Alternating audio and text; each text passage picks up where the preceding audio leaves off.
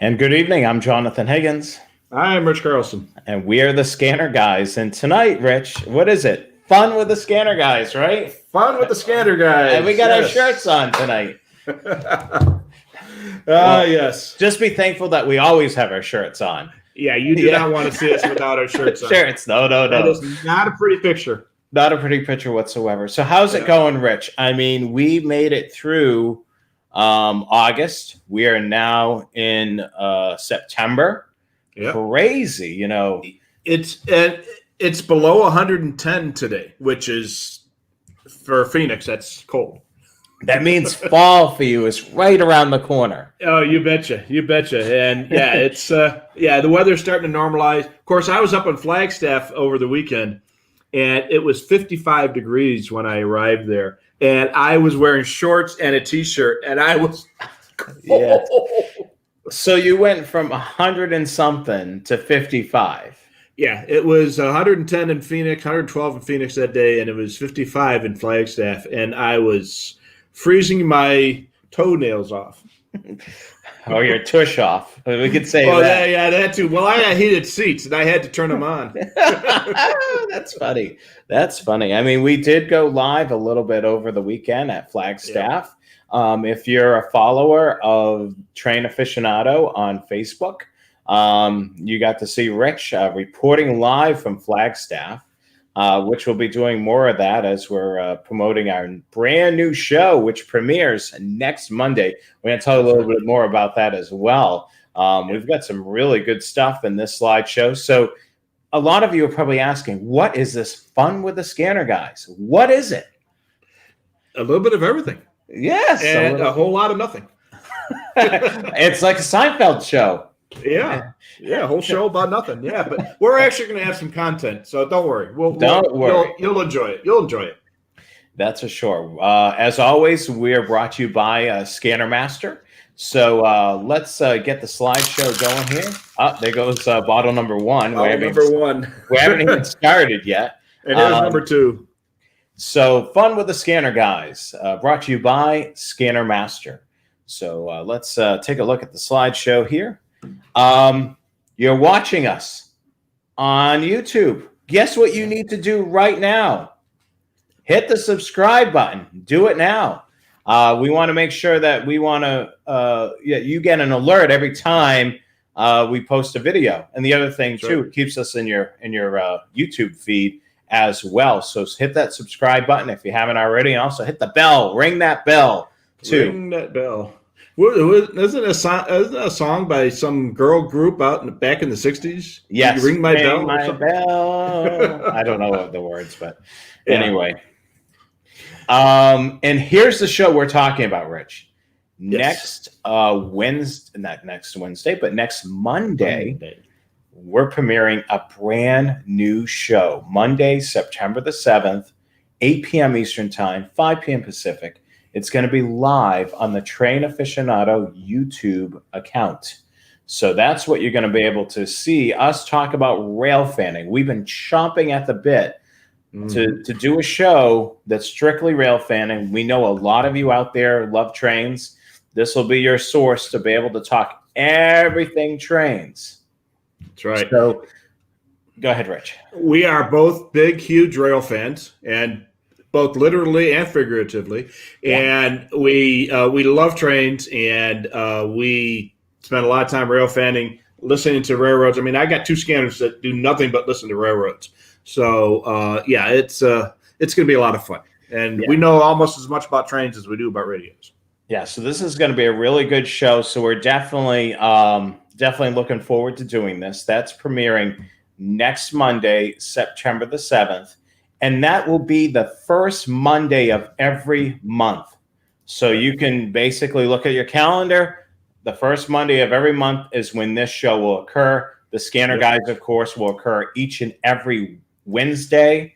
But this will be first Monday of every month. So twice in every month it starts with the T. Twice in every month it starts with the T. Okay. If that happens, then we'll be on twice. That's right. We think your brain just kind of came to a halt with that. It's like Oh. Yeah. Yeah, that was. I knew there wasn't anything with a T. I'm thinking that can't be. Yeah. Well, that's an old tactic that we used to use called verbal judo back on the police department. When somebody is just talking, and you can't stop, and you just ask them a totally separate, unrelated question, it just brings their brain to a screeching halt, and then they go like, huh? Yeah. That's exactly what you did. Yeah, exactly. I'm like, what the heck? Yes, Labor Day, Dale. It will be Labor Day. And guys, yes, we'll be talking about everything from rail fanning to model trains. We will have guest interviews as well. The first pilot episode, you're going to get a feel for what the show's going to kind of lay out, how it's going to run.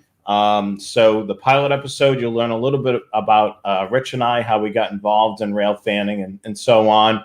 And we'll go from there. And then we'll keep cranking these shows out along with the Scanner Guys show. So let's continue on here. Uh-oh. Big news alert. So last month we had our first guest, Rich. That's right. Our first threesome. And we're having another one this month. Yep, and it should be just about as fun as the first one. Yes. So Wednesday, September the 9th, which is our show after we have our Train Aficionado show, that Wednesday coming up, we're going to have the history of radio monitoring in North Carolina and an overview of public safety communications with our friend Marshall. He's going to be joining us 8 p.m. Eastern Time, 5 p.m. Pacific, live on YouTube. So make sure you tune in. Marshall, many of you probably know him from Radio Reference. He's done a lot of work with them, especially here in the Carolinas. He's worked with us on a couple of different projects. So this is going to be exciting to have him on the show with us. Yeah, it's going to be fun. He's a good guy. He knows what he's talking about. And so that's going to be a very interesting show. Yes. So even if you're not from North Carolina, he's going to go over a lot of cool stuff that's probably relevant to a lot of your states as well. So he's really into radios just as much as us. So that should be a fun interview there. So make sure you tune in for that. And our scanner hint of the week. Rich, take it away. All right. This is a USB battery pack, just like this one is too. These are great if you're out in the field and you have a radio that uses USB, like an SDS 100 or a 436 or a 125, and you need to charge your battery and you don't have any spare batteries, or with an SDS doesn't come with spare batteries. Get one of these little doohickeys, and it's basically a relatively high capacity rechargeable battery, and it's got one or more USB ports on it that you can plug your USB cable into and plug the other end into your scanner. You can either power the radio or you can charge the batteries, just like if you were plugged into a USB charger at home or in the car. And it's great if you're out in the field and you don't have access to shore power or vehicle power. Bring one of these things, stick it in your camera bag, stick it in your pocket, what have you. They're a little heavy, but they work great. And you can charge your battery 3, 4, 5, 6, 7 times with one of these things on a single charge. And let's take a look at that slide right there. That's what it looks like. So it'll work with most of the scanners. The great thing, if you're doing some rail fanning and you're bringing your camp chair, it's got the cup holders in it. So yeah, you can slide that right in the back of your scanner and the cup holder, and then you're not having to worry about carrying it on you. Typically, you know, when I'm out for the day rail fanning, I'll set up the camp chair. I'll have my scanner in one cup holder, and then I'll have a drink in the other. And then, you know, you can slide that battery pack right in the back of your 125 AT if you're using that. It's skinny enough to be able to accommodate both things. Yeah, absolutely. And it really is helpful. And remember, depending on the type of radio, you'll be able to charge it or power it or both at the same time, depending on the radio. If you got an SDS 100, there is a setting on there that you can charge and power at the same time. On a 436 or a 325, perchance, you're going to be able to charge the batteries, or you're going to be able to power the radio, depending on whether the radio is on or off. But if your radio doesn't have USB, then you're going to have to make some other arrangements. But if you got USB, go out and get one of these things. They're not that expensive. You can get them at Best Buy, Amazon, that kind of places. I think I spent about $40 on this one, and it's a really high capacity, and I've used it several times, and it was worth the money. Yeah, so definitely take advantage of that. You want to make sure that you pick up one of those. And the other thing you can charge up to your cell phone. Oh, yeah. Yeah. So Yeah. you can do that too. You could charge up your scanners. You could charge up your cell phone. Your earbuds, anything that runs off a USB, you can power it off of that. That's what it's intended for. Yeah. So definitely keep that in mind. It's a really good scanner hint of the week. There it is once again. We don't carry it at Scanner Master, but you can pick this up anywhere like Rich was saying. And Rich, were you showing something else there? Yeah, you can also charge or power your GoPro. So what I've done is if I'm going to use the GoPro and I want to record a lot of stuff on there for a long time, the battery on the GoPro is only going to last you an hour or so. And especially since I've got the rear display on it. And with one of these things, I can run this for, 6, 8, 10 hours until my SD card gets full. Awesome stuff there. We'll take a look at that slide one more time, and we'll continue on with our slideshow here. The question came up was what any favorite brands. I've seen Anchor, which is a brand of stuff that we used to carry, and they make good stuff. This one is, I'm not sure who made this one, but I got it at one of those big stores. This is a Mophie. That's a big name in those kind of accessories, just Mophie. So I've had some pretty good luck with the Anchor stuff. I mean, that speaker that we carried at one point was phenomenal. The battery lasts extremely long.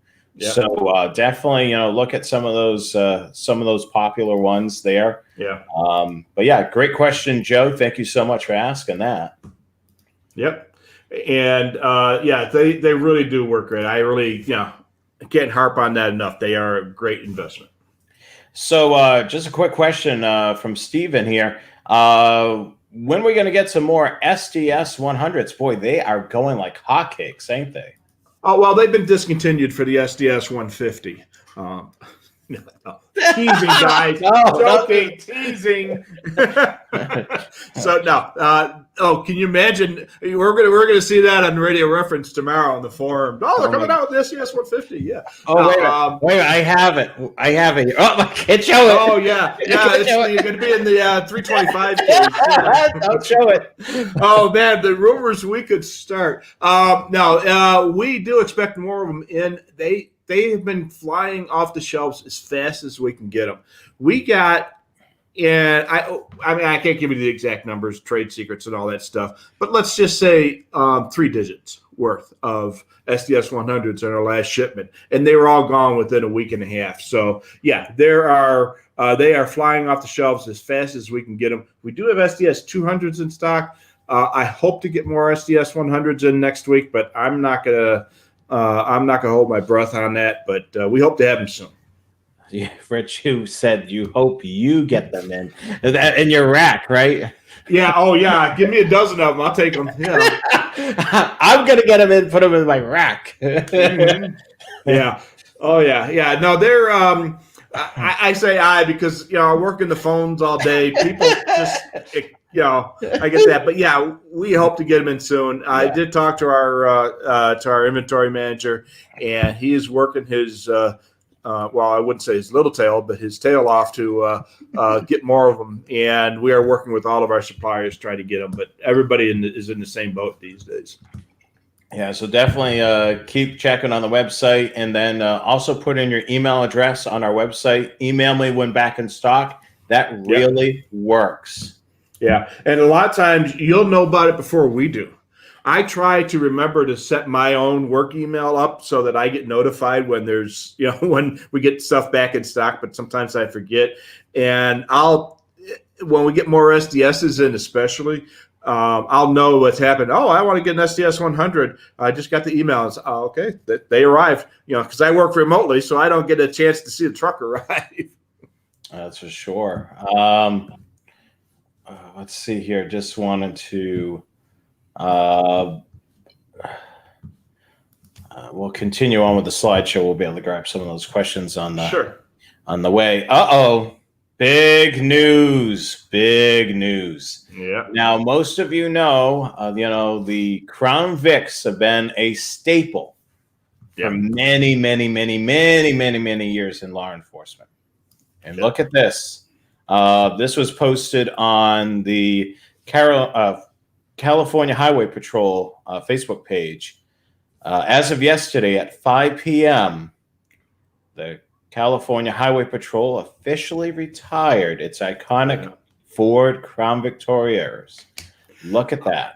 I have got probably got thousands of hours and probably 100,000 or more miles in Crown Vics myself. And they were awesome police cars. They're, obviously they've had their day, but they were awesome police cars. They had a lot of room.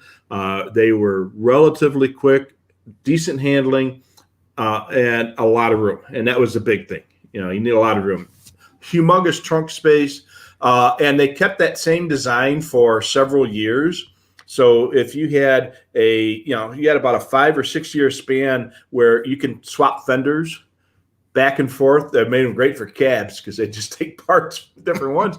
But they work great for us in the police department. We kept a couple of them for spare parts. And we had a guy that did our own body work. And he'd take the fender off one of the retired cars and put it on one of the, damaged newer cars and work great. Yeah, look at that. I mean, that's crazy. I mean, there's a lot of people that love these vehicles, to the point that they actually drive retired units. And it's a thing of the past now. I mean, that's going to be, I've seen there's a rail fan that I follow on Instagram, and he has a retired Crown Vic, and every so often he'll post on his feed, "Oh my God, I spotted a Crown Vic that's still in operation." It's been almost 10 years since they made the last one, so that tells you, that the CHP has been running one for a minimum of 9 or 10 years. That's great.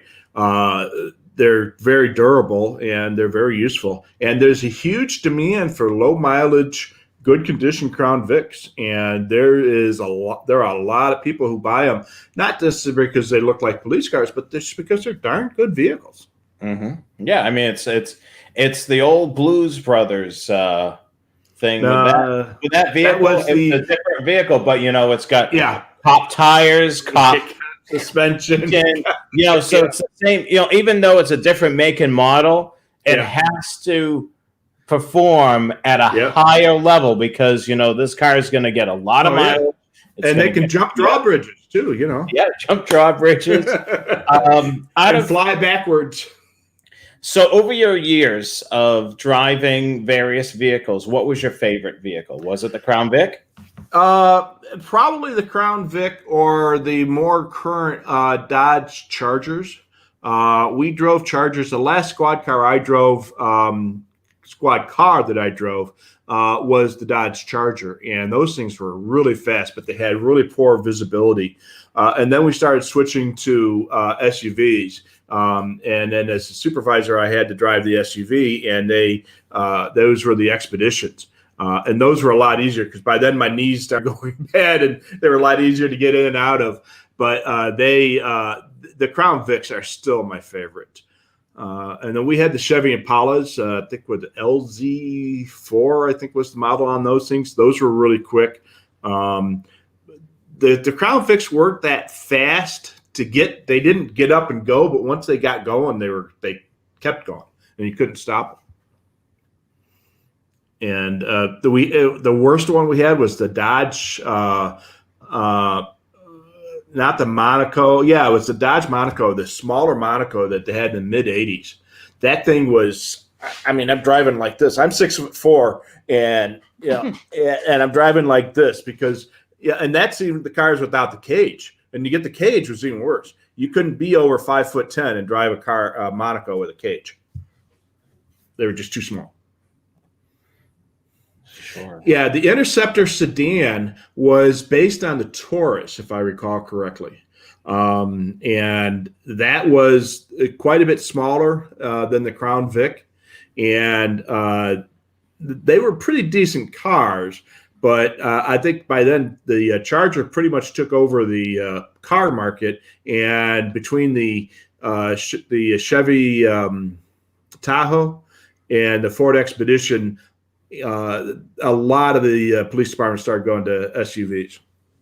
Yeah, and I noticed that out here, a lot of it is SUVs. That seems to be literally. And then for the state police in North Carolina, they have all the Dodges. They bought a crap ton of those. Yeah, it's and like I say, being a big guy, like I say, I'm 6'4", and it made it very difficult for me to get in and out of cars, especially the ones that were lower to the ground. And as I started getting older and my knees started going bad, it just got worse and worse. So I really started looking forward to the SUVs, and that's why I took the sergeant's test. So I wouldn't have to drive a car anymore. I could drive an SUV. That was the whole reason. It wasn't the only reason. Yeah, it wasn't anything else. No. Yeah, no, it was. It just made it easier for old guys like me. But those, like I said, those Crown Vics, it was like the Chevy Impala from the generation before. And then when I was a kid, when my dad was a cop, they had the old Dodge Monacos, and the Plymouth Furies, which were the huge boats. They're with the 440 cubic inch engine, and these things, they got about 17 gallons per mile, and they were huge, and they were like basically like Cadillacs or Plymouth Imperials. They were just really huge.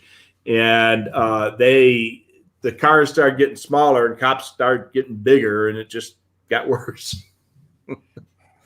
And then all the stuff we had to carry. When I first got hired on the police department, we had a radio and we had a switch on the dashboard to turn the lights on and off, and a button to press to turn the siren on. And that was it. And there was nothing else in the front seat, no cage or anything like that. And they started adding equipment. We had another radio. We had a full siren box. We had this huge box for light controls and lights all over the place. Then they started adding computers and cages. You had long gun holders, recording equipment, and all this other kind of stuff all over the place. And it was just ran out of room. Yeah. Oh, the Dodge Polara. Yeah. Yeah, they had the Illinois State Police had the Polaras and the Plymouth Furies, and they were basically pretty much the same car. And Joe's been looking for an Interceptor SUV. The neat thing about the Interceptor SUV and the police package is that you can get them with the bucket seats and nothing in the middle. So if you don't need all the fancy stuff in the center console, you got lots of room to put radios in. Yes, and nothing like having more radios in there. Oh yeah, absolutely. So he wants a Bluetooth stereo and speaker and steering wheel controls.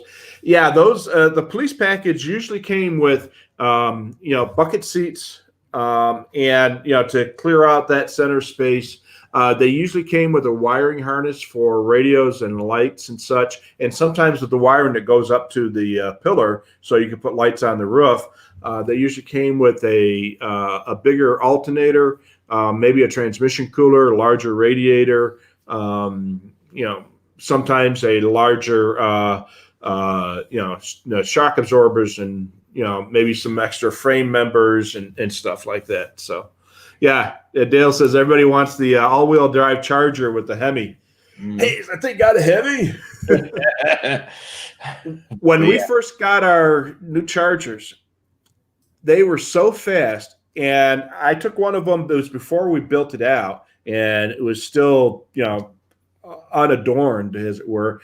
And we had a driving school that we went to every couple of years, and that was the first one in that driving school, and I set the course record, because I was the first guy to have one of those cars in that class, and I set the course record. Now, I'm not any super guy, super driver, super cop, or anything like that. I just happened to have a good car, and I set the course record with that car, and it was awesome course, the next class that came through with that car, there was a guy who was a better driver than I. He totally wiped my record off the book, but they handled really well, and they were faster than a speeding bullet.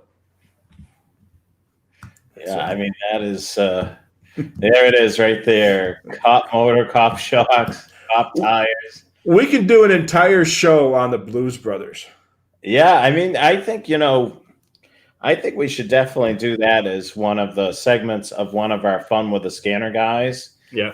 Kind of break down that movie a little bit. I mean, all the people they ran into, those Illinois Nazis and the good old boys and the good old boys and the Union steward. And, I mean, that movie is extremely quotable. And I mean, I worked on that movie and I followed it around. A couple friends of mine and I were really into chasing that around. We had such a great time during the filming of that. So. All right, so it looks like we've we beat that horse to death. Yeah, that was a good slide. I mean, that was something that was just an add-on today. Yeah. So who would have thought that would have taken up a good chunk? So we have some shack photos. So let's take a look at these right now. So this is Rich's shack. This is a close-up shot of it. Tell us a little bit about it, Rich. Hey, it looks just like this one. This is what I call my desk rack or my desk shack. So this is the 4-port. I'm pointing at this one. I'm looking at the picture. So I've got the 4 radio desk stand for desktop radios from a Scanner Master, of course. And so it holds 4 radios, including the SDS-200, which do fit. And that's the question we get on these things all the time. Does the SDS-200 fit in those? And obviously it does. And then I got 2 536s and a BCT-15 on there. On the back, on the picture on the right, I took a bracket from one of the 536s, drilled a couple little holes on the side of the thing, and just put that radio bracket on the back, and then mounted the multi-coupler to that. And then I used tiny, short little jumpers to go to the radios that are on the rack. There's 4 radios on the rack, and then there are 3 radios on my. I'm sorry, one. I got the 5 radios. I got the SDS-100 on the side, and that's that other cable coming off the top. You can see where I'm pointing at, right? Yeah. Yes. And then I got my 2 home patrols on the desk, so 2 more cables go out of that to the 2 home patrols on the desk. So I got my 8-port multi-coupler sharing 1 antenna. I got 7 radios on it. So, and then of course there's a 4-port power adapter from Scanner Master, powering the radios and the multi-coupler, and it works great. Yeah, look at that. It looks really sharp too. So the only other thing I did to it is I put little rubber feet on the bottom of it so it wouldn't scratch up the desk. Yeah, and I do the same thing with all of the Spectrum Force desk mounts. Yeah, absolutely. All right, so we'll continue on, and looks like we've got another shack photo from a guy named Rich. Tell us a little bit about that. Yeah, and that one looks just like mine too. So that is my radio tower, or the rack, as I call it. And basically what it is, it's a computer networking rack meant for things like routers and switches and servers and stuff. And my wife actually bought that for me. And what I've got is I've got 16 Uniden scanners at the top, a bunch of BCT-15s and 15Xs, and then I've got some 996 XTs, and then some ICOM radios below that, and then a couple other ham radios, and then 4 PSR 600s on the very bottom. And then on the interior picture, you see the multi-couplers. So the best scanner antenna that I've got in my attic goes into the 4-port passive multi-coupler. It's an MCA204. And then the outputs of that go to the 2 8-port active multi-couplers, which are the MCA208Ms. And those all go to the 16 Uniden radios. And then there is a third 4-port multi-coupler, which you don't see in the picture, that feeds the PSR 600s on the bottom. And then the 4th port of the 4-port goes to the ICOM R8500. So yeah, it's a nice rack. Yeah. And the neat thing about this rack is it's entirely self-contained. there's several antenna cables coming out the back. There's one AC power cord. There's a USB cable that goes to the PC, which is on the desk over here. And there's a mic extension cable for my UHF radio. And that's pretty much it. Everything else it's all self-contained. It's on wheels. So I can just pull it out and I get at the back to do the wiring. And there's lots of wires. And yeah, and on the patch panel on the wall is awesome. So Chris was the guy who gave me the reference for the patch panel, told me where to find that. And that was, and I'm trying to remember the name of the company that made that, but I can't think of it off the top of my head. But they have a little program that you run on the computer, and you design the panel. You tell what size holes, where you want the holes, what labels you want on them, what size panel. Do you want squared corners or rounded corners? And you basically design this panel and give them your credit card number, and 2 weeks later, the thing shows up in the mail, and it was perfect. That's awesome. So there's a little look at the at Rich's shack there. A little preview of it. Looks nice and neat. As many people are saying, nice rack. Yeah, Chris said he liked my older console. Look at the dispatch center. So my older one, if you go to Radio Reference, you can see some of the pictures. I had 3 10U cabinets that were roughly about this high and side by side, and they had radios in them in each cabinet. Each cabinet itself was self-contained.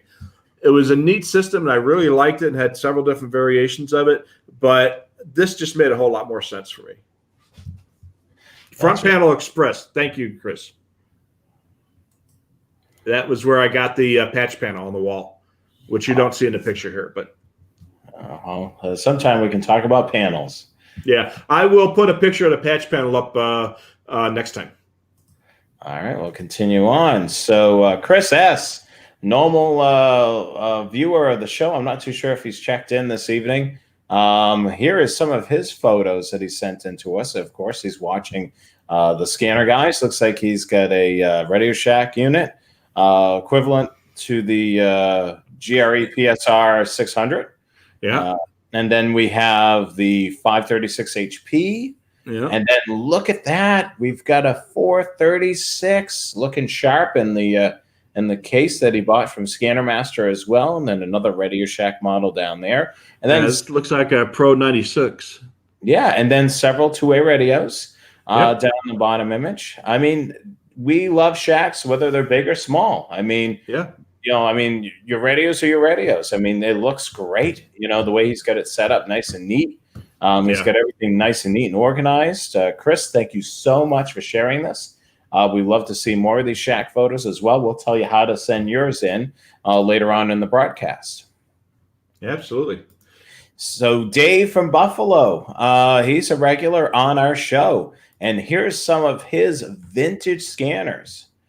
We've got the Bearcat 8 channel, UHF. We have the Regency TMR 8 and the Regency TMR 8U. And then we have the Bearcat 55, the handheld. Look at that. Vintage. Oh, boy. You know how long it's been since I've seen a Bearcat 55? Those old Bearcat 8s, the Bearcat 3, Bearcat 2, Bearcat 1 scanners, that same generation of scanner. Awesome scanners, but those were from the 60s? So those are 50, 60, 70 years old. And a lot of them still work, but I had a couple of them that no longer worked, and they made awesome external speakers. So I just disconnected the scanner from the speaker and connected the speaker in the case. I just left it like it was. I ran the 2 wires out and ran them into one of my more current scanners. And the speaker on them was so good that they made a great external speaker. I mean, look at them. They just look sharp. I love that he displays his radios,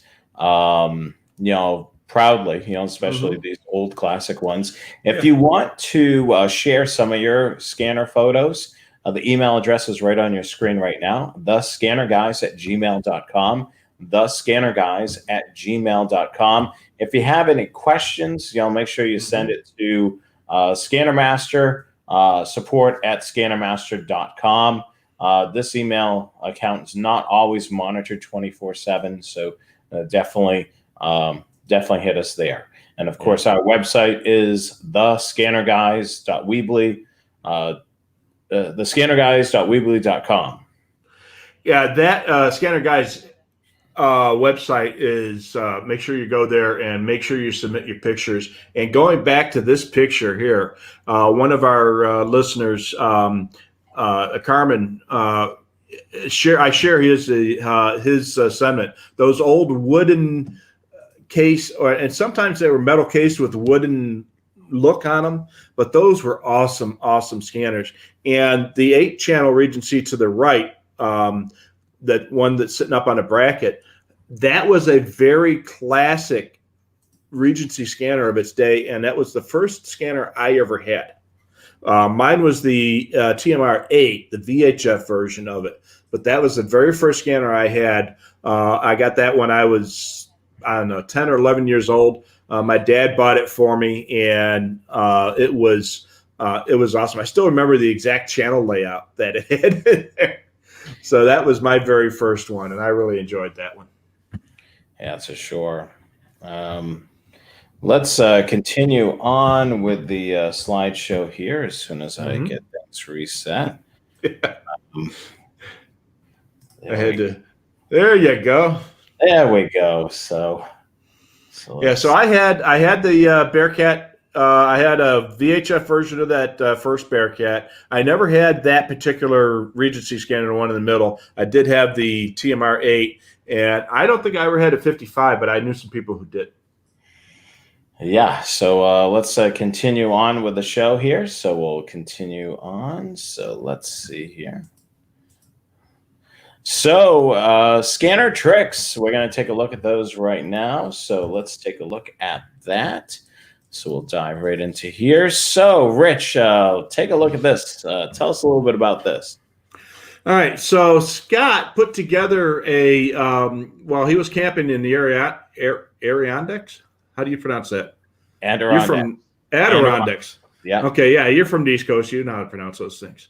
And what's that city out in the west part of Massachusetts? Worcester? Worcester. Worcester, yeah. So anyways, while he was camping out in the Adirondacks in upstate New York, they had very limited mobile data. And that's a problem when you get out in the country. You can't get a good data reception. I have that problem out here where I live. So he played around with an Aero satellite antenna, used his 436 and an ICOM. And so then he set his MiFi access point. And a MiFi kind of looks like one of these battery packs, a little smaller, but it's basically a Wi-Fi. It's a cellular data modem built into a Wi-Fi transmitter, and they actually work pretty well if you don't have a data plan on your phone. And he didn't think it would do anything, but it made the speed more than 4 times as good as it had been, particularly the upload speed. So he had back and forth between 2 and 3 bars on his MiFi for signal strength. He worked great for days, but he wasn't able to use his antennas for the satellite dish, which he was intended it for. So that was a great way of utilizing what you had to solve a problem, and it was a great solution. So, hey, fantastic, Scott. That's great. I'll have to think about that if I ever get that into that position. So basically, what he did is he made it into a passive antenna for his MiFi device. Yeah, look at that. That looks really cool right there. The antenna that he was able to create right there. So that looks really neat. We'll continue on with the slideshow here. So let's go a little bit further on the slideshow here. So let's. This is something that was brought up a couple of weeks ago. Women in the scanner hobby. Yes, they do exist. Not nearly as a high percentage, or at least the women don't tend to be as vocal in the scanner hobby as men do. Men make it a hobby. Women use the scanner for information is kind of like the generalization. And I probably 35-40% of our callers are women and purchasers. So there are a lot of women that are in the scanning hobby, but they just don't tend to be. They use it as more of a tool versus a guy uses it as a hobby. Women use it as something to keep an eye on what's going on in the neighborhood. Yeah, I mean, for the most part, it is like a tool for Yeah. that. There is the other question that I get often or see is there women in rail fanning? That's there is women in the rail fanning, and they also do use a scanner as a tool, like Yeah. we do as rail fans. We use the scanner as a tool, so a little different. Yeah, absolutely. They cross over as well. All righty. What's next, boss? Let's take a look. So these are notes from customers, Rich. So tell us a little bit about that. All right. So Phil wrote, and these are questions come in through the support box. So Phil wrote that he just wanted to say thanks so much. He bought a 436. Unfortunately, he bought it at the time that they were rebanding or redoing the agencies in his county.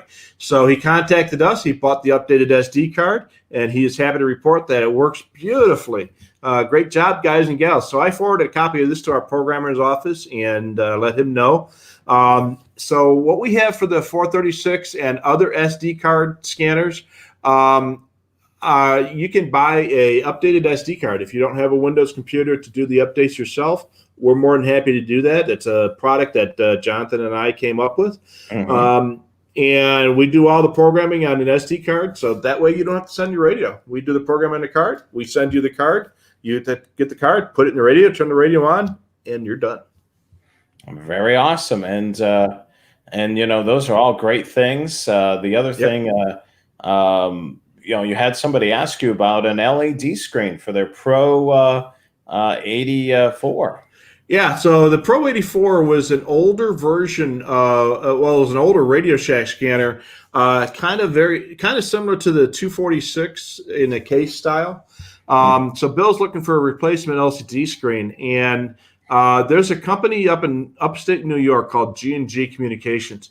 It's the only place I know of that has any possibility of having parts for scanners, number one, that are that old, and number two, from Radio Shack. So even though that scanner was made by Uniden, I doubt very seriously if you're going to be able to get that part from Uniden, especially since, that's probably a 30-year-old scanner.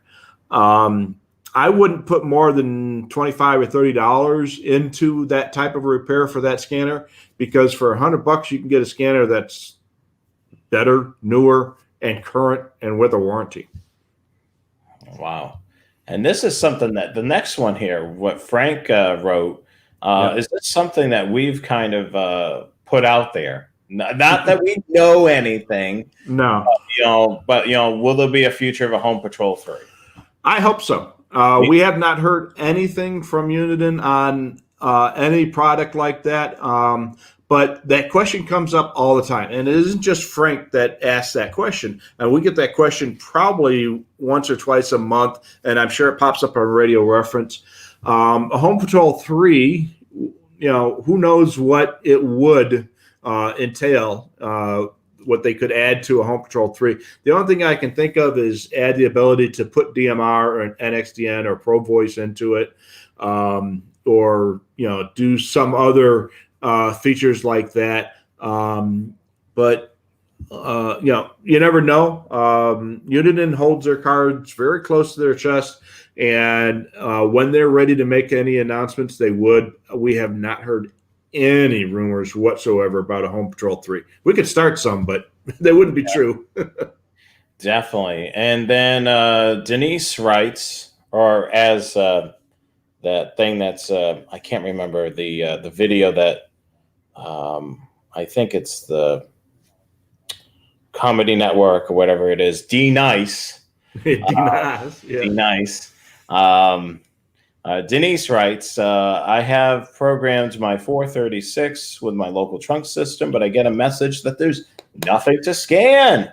I have all the talk groups inputted. Why is it doing this? Why?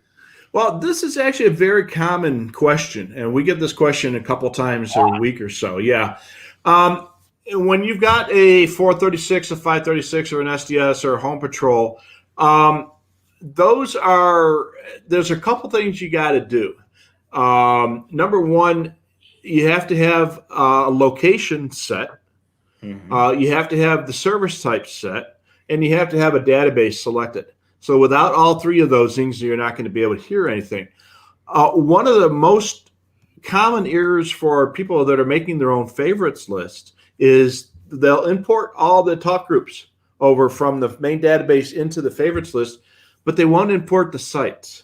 Mm-hmm. And I had 2 callers this morning about to have that same question. And one guy had a hard time kind of getting it through his head that he had to import sites. He really couldn't understand it. So I walked him through it and said, oh, now I get it. So when you're importing it from a zip code based scanner or location based scanner, and you go into the full database, you're going to see, and when you open up a trunking system, you're going to see the groups listed first alphabetically. And it'll say Abermay, Bakersfield, Chicago, Detroit, alphabetically. And then you're going to see the alphabetical listing start all over again in the middle. And the bottom ones are going to be the sites. And it's going to be the site that starts with an A, and the site that starts with a B, and the site that starts with a D, et cetera, et cetera, et cetera. So when you see the alphabetical listing start over again, those are the sites in Sentinel. And make sure that you select at least one site, because if you don't have at least one site, you're not going to hear a darn thing, and that system's not going to scan. If you're in an area where you might be able to pick up multiple sites, put all the sites in, whatever sites that you're going to get.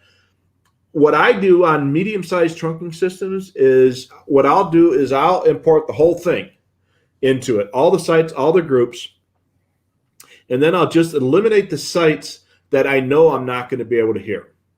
Everything else really doesn't matter, because if you have a lot of talk groups in there, the fact that you have many talk groups in there isn't going to affect your scan speed or anything else. But if you have too many sites in there, it can affect your scan speed, because it's got to check all those other sites for traffic. So import the whole thing and then delete the sites that you don't think you're going to hear. Very good information there, Rich. That's certainly definitely keep that in mind with any of those database scanners, such as the 436 or 536 SDS 100, 200, and all the Home Patrol 1 and 2. Those are definitely key things to keep in mind with those particular radios. So I think that wraps up our slideshow portion of the show. So what you want to do right now is post your questions in the comments. This will be your turn to be able to steer the direction of the conversation tonight. So we would love to see those comments and and questions. So post them now. We're going to go through a little bit of business here, so we'll do that right now. We just want to remind you, we are exclusively, as of October, the first Wednesday in October, exclusively going to be broadcasting on YouTube. So make sure you hit the subscribe button. Do that right now. We're trying to reach 1,000 subscribers. We hope to do it by the end of September. So help us reach that goal. So 1,000 subscribers on YouTube.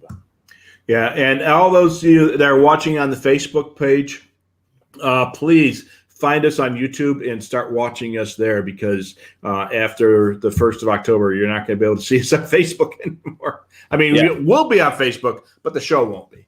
Yes, so we're going to be exclusively on YouTube, and we may periodically simulcast. We may periodically, but for right now, we're going to be exclusively on YouTube. So I've got some really technical questions. I'm not able to answer it during the broadcast, or you're watching this on the rebroadcast and you have a question in mind, email us, support@scannermaster.com, or if you're able to call in between 10 a.m. and 4 p.m. Eastern time, Monday through Friday, give us a call at 1-800-722-6637. That's 1-800-722-6637. That spells out 1-800-SCANNER. Shop us 24/7 at scannermaster.com. Apparently, I'm going to have to change my my spiel here. Shop us 24/7 at scannermaster.com. Hey, Rich, why don't you do this one? Oh, yeah. Hey, stupid scanner tricks. Yeah, I'm a stupid guy. So, yeah, stupid scanner tricks doesn't necessarily mean they're stupid. They're just things you may not have thought about. So every once in a while, we'll get one of those brainstorms of like, oh, why didn't I think of that? I felt so, So those, we call them stupid scanner tricks, but they're not stupid. They're cool. So send those to us and send us your shack photos. Send them to us by email at thescannerguys@gmail.com. Once again, that's thescannerguys@gmail.com. And remember, those are for your photos and tricks. We check that a couple times a week, maybe. We don't check it every day. So make sure you send them to send us that stuff. Your support questions always go to the support box. But send us your pictures, send us your tricks, and you never know, you might see us on the next show. Yes. And as always, make sure you like and subscribe to my blog, Train Aficionado, on Facebook, Twitter, YouTube, and Instagram. I have to add the logo in for YouTube, but we do have YouTube as well. Check out my website, trainaficionado.com, for everything rail fanning. If you're planning on visiting the Horseshoe Curve in the fall, there is a guide to rail fanning in Altoona that you can definitely check out on my website, and it loads perfectly on a mobile phone, so you won't have to carry a piece of paper. You can just pull it up right on your phone, and you'll see all types of different locations to rail fan in and around Altoona, and of course in and around the Horseshoe Curve. So next week's broadcast is Wednesday, September the 9th. We're going to be covering the history of radio monitoring in North Carolina, and an overview on public safety communications with Marshall, one of our friends. He's going to be our guest, 8 p.m. Eastern Time, 5 p.m. Pacific, right here on YouTube. So make sure you tune in next week. This will be our second interview for us on the new show here. So definitely, and that's gonna be a lot of fun. And Marshall's a smart guy; he knows what he's talking about. Yeah, so that's going to be a cool show. We're going to have a great fall lineup here, so buckle up and enjoy the show. That's for sure. And we want to remind you of our show that's coming up next Monday. So you're going to get twice Rich and Jonathan next week. On Monday night, it's the Scanner Guys going rail fanning on the Train Aficionado live show with Jonathan and Rich, premiering Monday, September the 7th, 8 p.m. Eastern Time, 5 p.m. Pacific. Subscribe to Train Aficionado on YouTube. So we'll be right on the YouTube channel. So make sure you do that now and join us there. And we can't wait to have you part of that audience if you're a rail fan. And we'll go from there. So let's continue on. And we can't forget, like, follow, and subscribe. Rich, take it away. All righty. So we got to go to Facebook, Twitter, YouTube at Scanner Master Co. So that is the address for Facebook, Twitter, and YouTube. And us personally, as the Scanner Guys, Facebook, Twitter, YouTube, and Instagram. If you're on any of those social media platforms, please visit us at The Scanner Guys, and we will be glad you can share your pictures, share your comments, follow us, follow what we're doing, and get all kinds of good information and notifications of new shows and topics. Yes, definitely.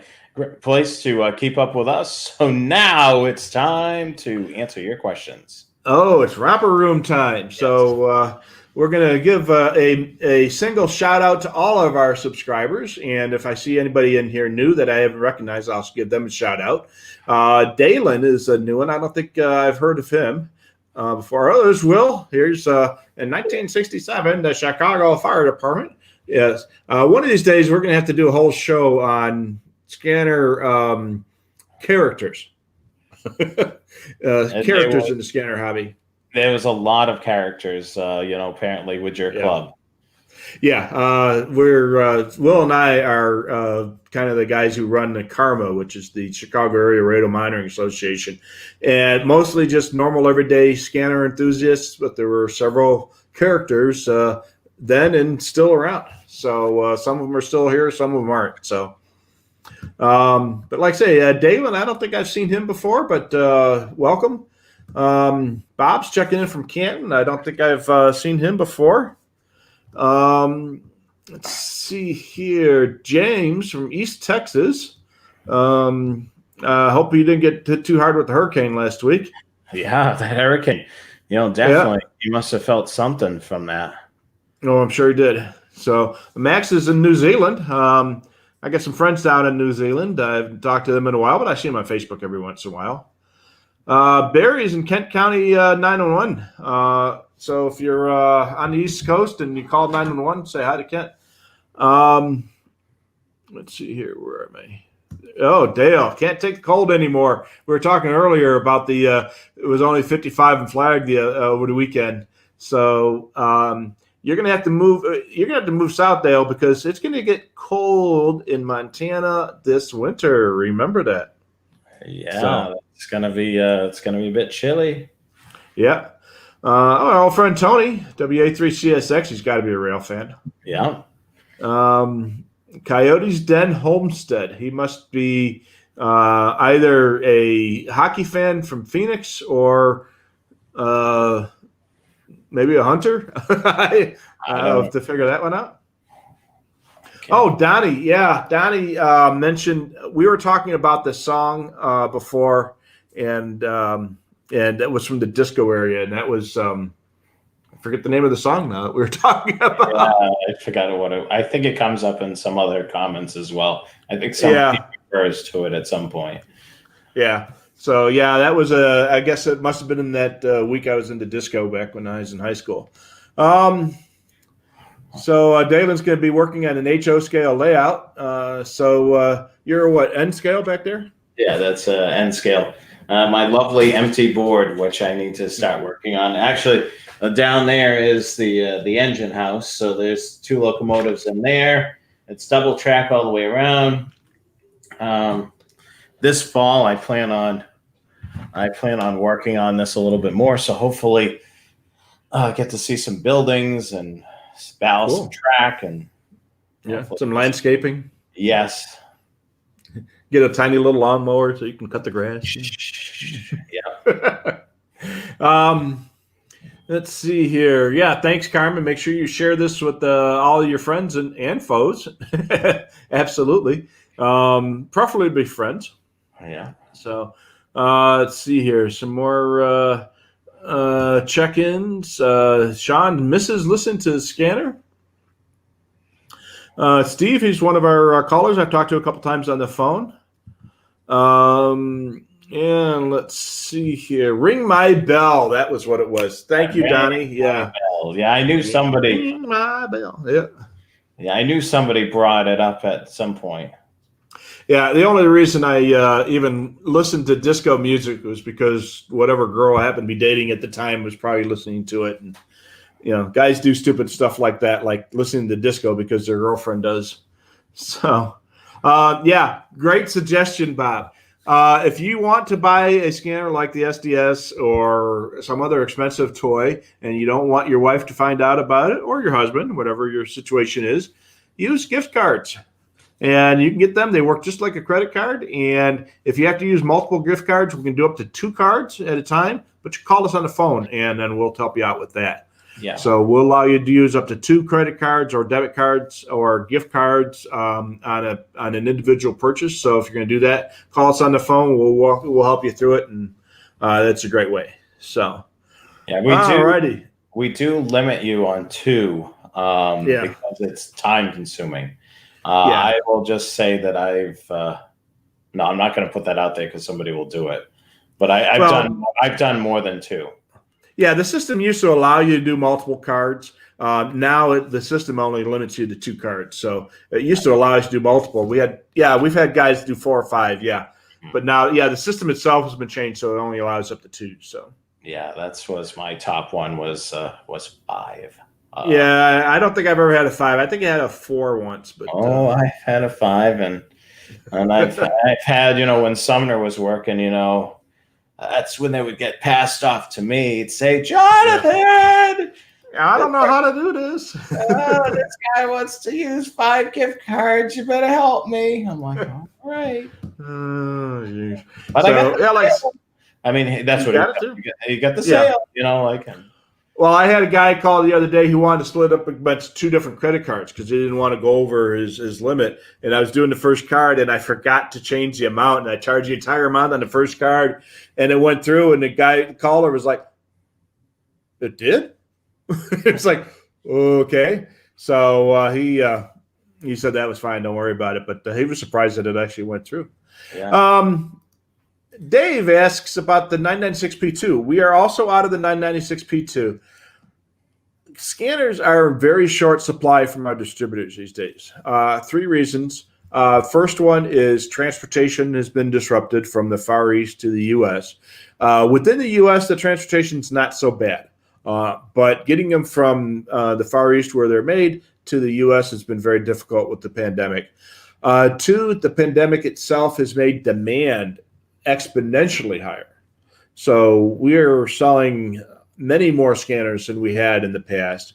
And 3, the civil unrest in some of the cities has caused more demand as well. So it's kind of a 2020 thing going, all these things hitting at the same time that is causing a lot of scanners to be in short supply. So the 996P2 is also out of stock. We have the SDS 200s, we have the 536, we have the 436, we have the 325, and I think we have the Home Patrol 2. But a good chunk of the rest of the stuff are out of stock right now. We are getting more of them in. We just don't know exactly when. Go to the product page and click on the email me when back in stock button, and that way you'll be notified as soon as they're back in stock. So Evan writes, for me, being in law enforcement on the subscriber end and being in the scanner hobby, what's my opinion on encryption?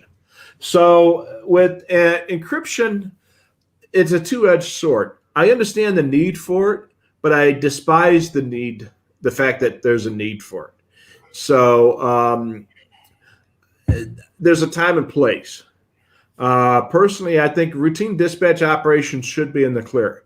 There should be encryption accessible to agencies to use for when they need it. So when they have a disruption going on, like we've seen in some of the cities recently, or there's a tactical operation or something like that, they should have the ability to go to encryption. But I think the routine day-to-day traffic should be in the clear for transparency cases. When I was on the job, it was my job to make those decisions, and we decided not to go encryption. And then about a year and a half after I retired, they went in encryption. So the department went in a different way. So, yeah, it's a two-edged sword.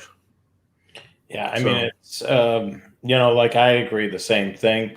And the thing that doesn't make any sense is, a lot of these agencies are on a trunk system. They have ability to have multiple channels. It's a very simple process to have a tactical channel that's encrypted. Mm-hmm. It's literally a button press. Keep your day-to-day operation in the clear. Yeah. And then, if you need a sensitive channel, switch over to it. So there's a lot of weird things going on with encryption.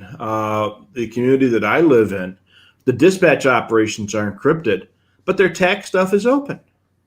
So we can listen to the good stuff. You can't listen to the routine stuff, which is exactly backwards. And the chief knows about it. He just said, well, that's the way they set it up. Okay, boss. Okay, that's okay. So radio techs out there. Yeah. Yeah. And I tried to explain to him that was backwards, and it just nah, it's fine. Yeah. Fine dandy. Anyway, so we were talking earlier about the Crown Victoria. They were discontinued in 2011.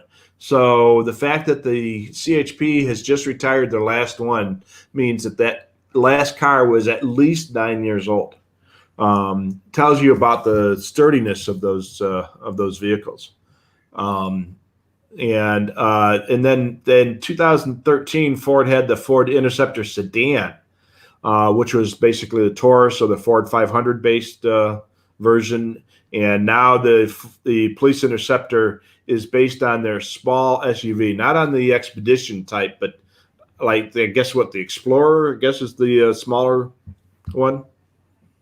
Yeah, I'm not that up on the Fords these days anymore. yeah, So. I know they have their two Interceptors, which is the SUV and the sedan. They have the same exact tire size, so you literally can swap from one vehicle to another, whether it's a sedan or the SUV. I believe both, whether it be the car or the SUV, have four-wheel drive. Yeah. So they interchanged a lot. I've noticed a lot of public agencies just went to the SUV. It seems like, they want the higher profile for a couple of reasons. Like you said, easier to get in and out of. Also, the other thing with a higher profile vehicle, you're able to see a lot more.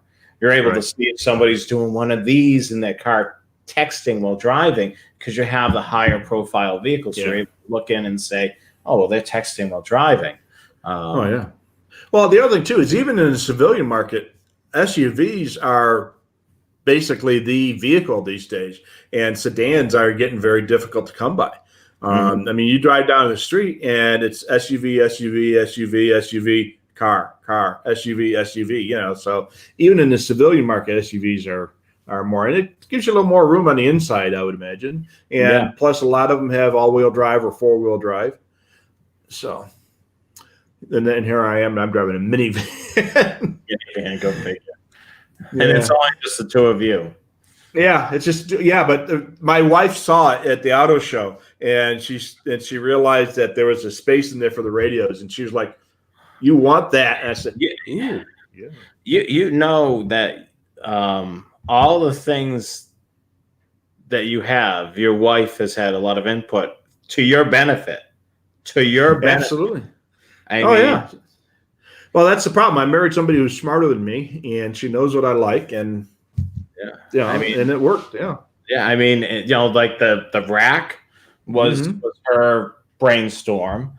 The vehicle, I mean, she went to the auto show with you, and she's looking for space for your radios. Yeah. How many people have a wife that do that?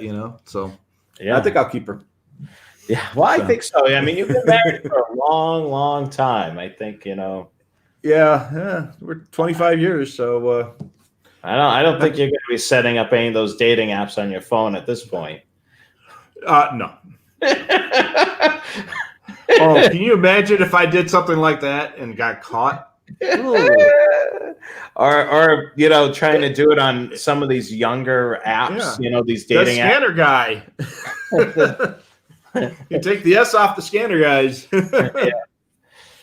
So, going back to the Crown Vics, they were great cars, but Joe says they eat coil packs. I'm assuming coil pack is the distributor coil device thing that makes that work. I'm not a mechanic, so. Yeah, I'm not a mechanic either. Yeah. All I knew is that our mechanics at our public works facility, they did a great job with these things. And we had several years worth of Crown Vics all the time, because after the police department was done with them, they were still good cars. Public Works took them, the fire department took them, the community development, all kinds of different agencies for the village took them. So let's see here. Apparently, they're still being used in some towns in Indiana, the Crown Vics. Yeah, I'm sure. Yeah. But like I say, they're great cars. They're just old. If you maintain them, I mean, some people keep their cars. My neighbor had his car for 15 years, and he finally got a new car. And in the 5 years I've known him, I've had 4 cars. So, so some people get cars more often. Some people keep them, and like if you maintain them, and his car looked like it was brand new. Yeah, because he takes really good care of it, I'm sure. Oh yeah. Yeah, he did. So, and Joe mentioned that you can put a whole ton of stuff literally in the Crown Vic. There's only half as much room in the Interceptor sedan. So yeah, that was the neat thing about that Crown Vic, is that it had lots of room. You could put lots of stuff in them. So Dave's got a police package Explorer. So that's the smaller SUV. And that was I had a Ford Explorer back in the day. Oh gosh, this is like 20 years ago when they first came out. It was a nice vehicle. But I thought it was a little top heavy for police work though.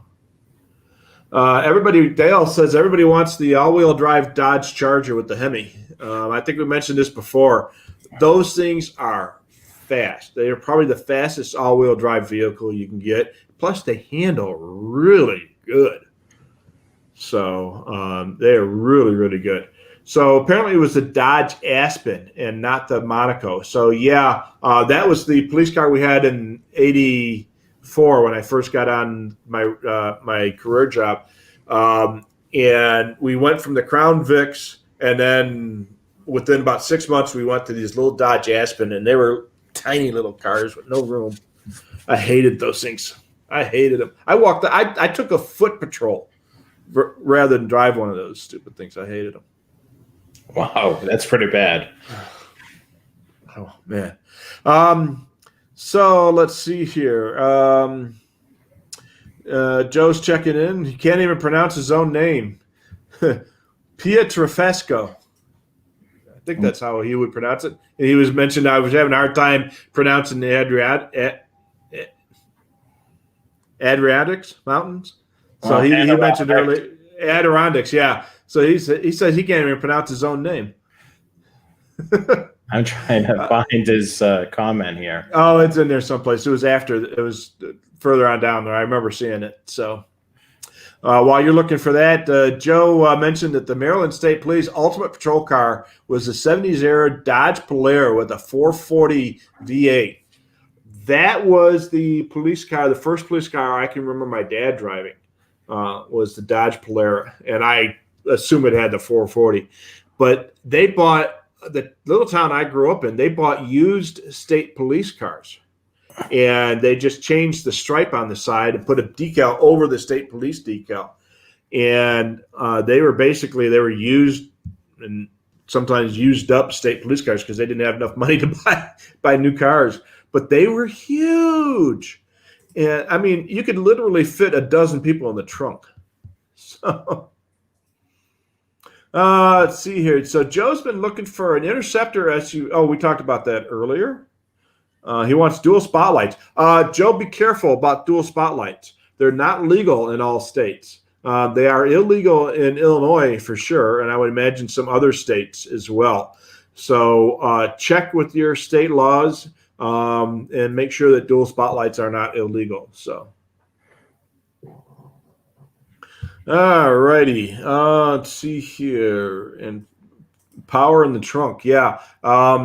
That was a neat thing about the Fords is they had the wiring harness that brought power to the trunk as well, so you could put radios and not just a little power lead, but the big honking, 20 amp, 30 amp circuits that you can run high power radios in the trunk. So, let's see, cop shocks.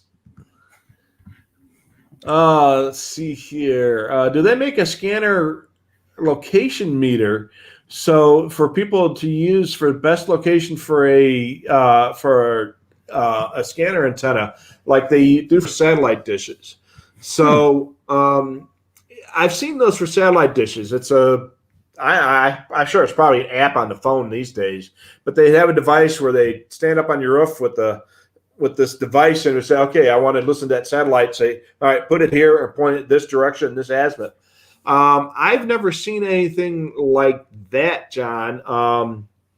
There are antenna analyzers. In fact, I bought one last week. I haven't had a chance to play with it yet, where you could take an existing antenna and see how well it works on a specific frequency. But I've never seen anything that would allow you to use it to determine the best location for a scanner antenna. The easiest thing to do for the best place for a scanner antenna is as high as you can get it and as far away from obstructions as you can get it.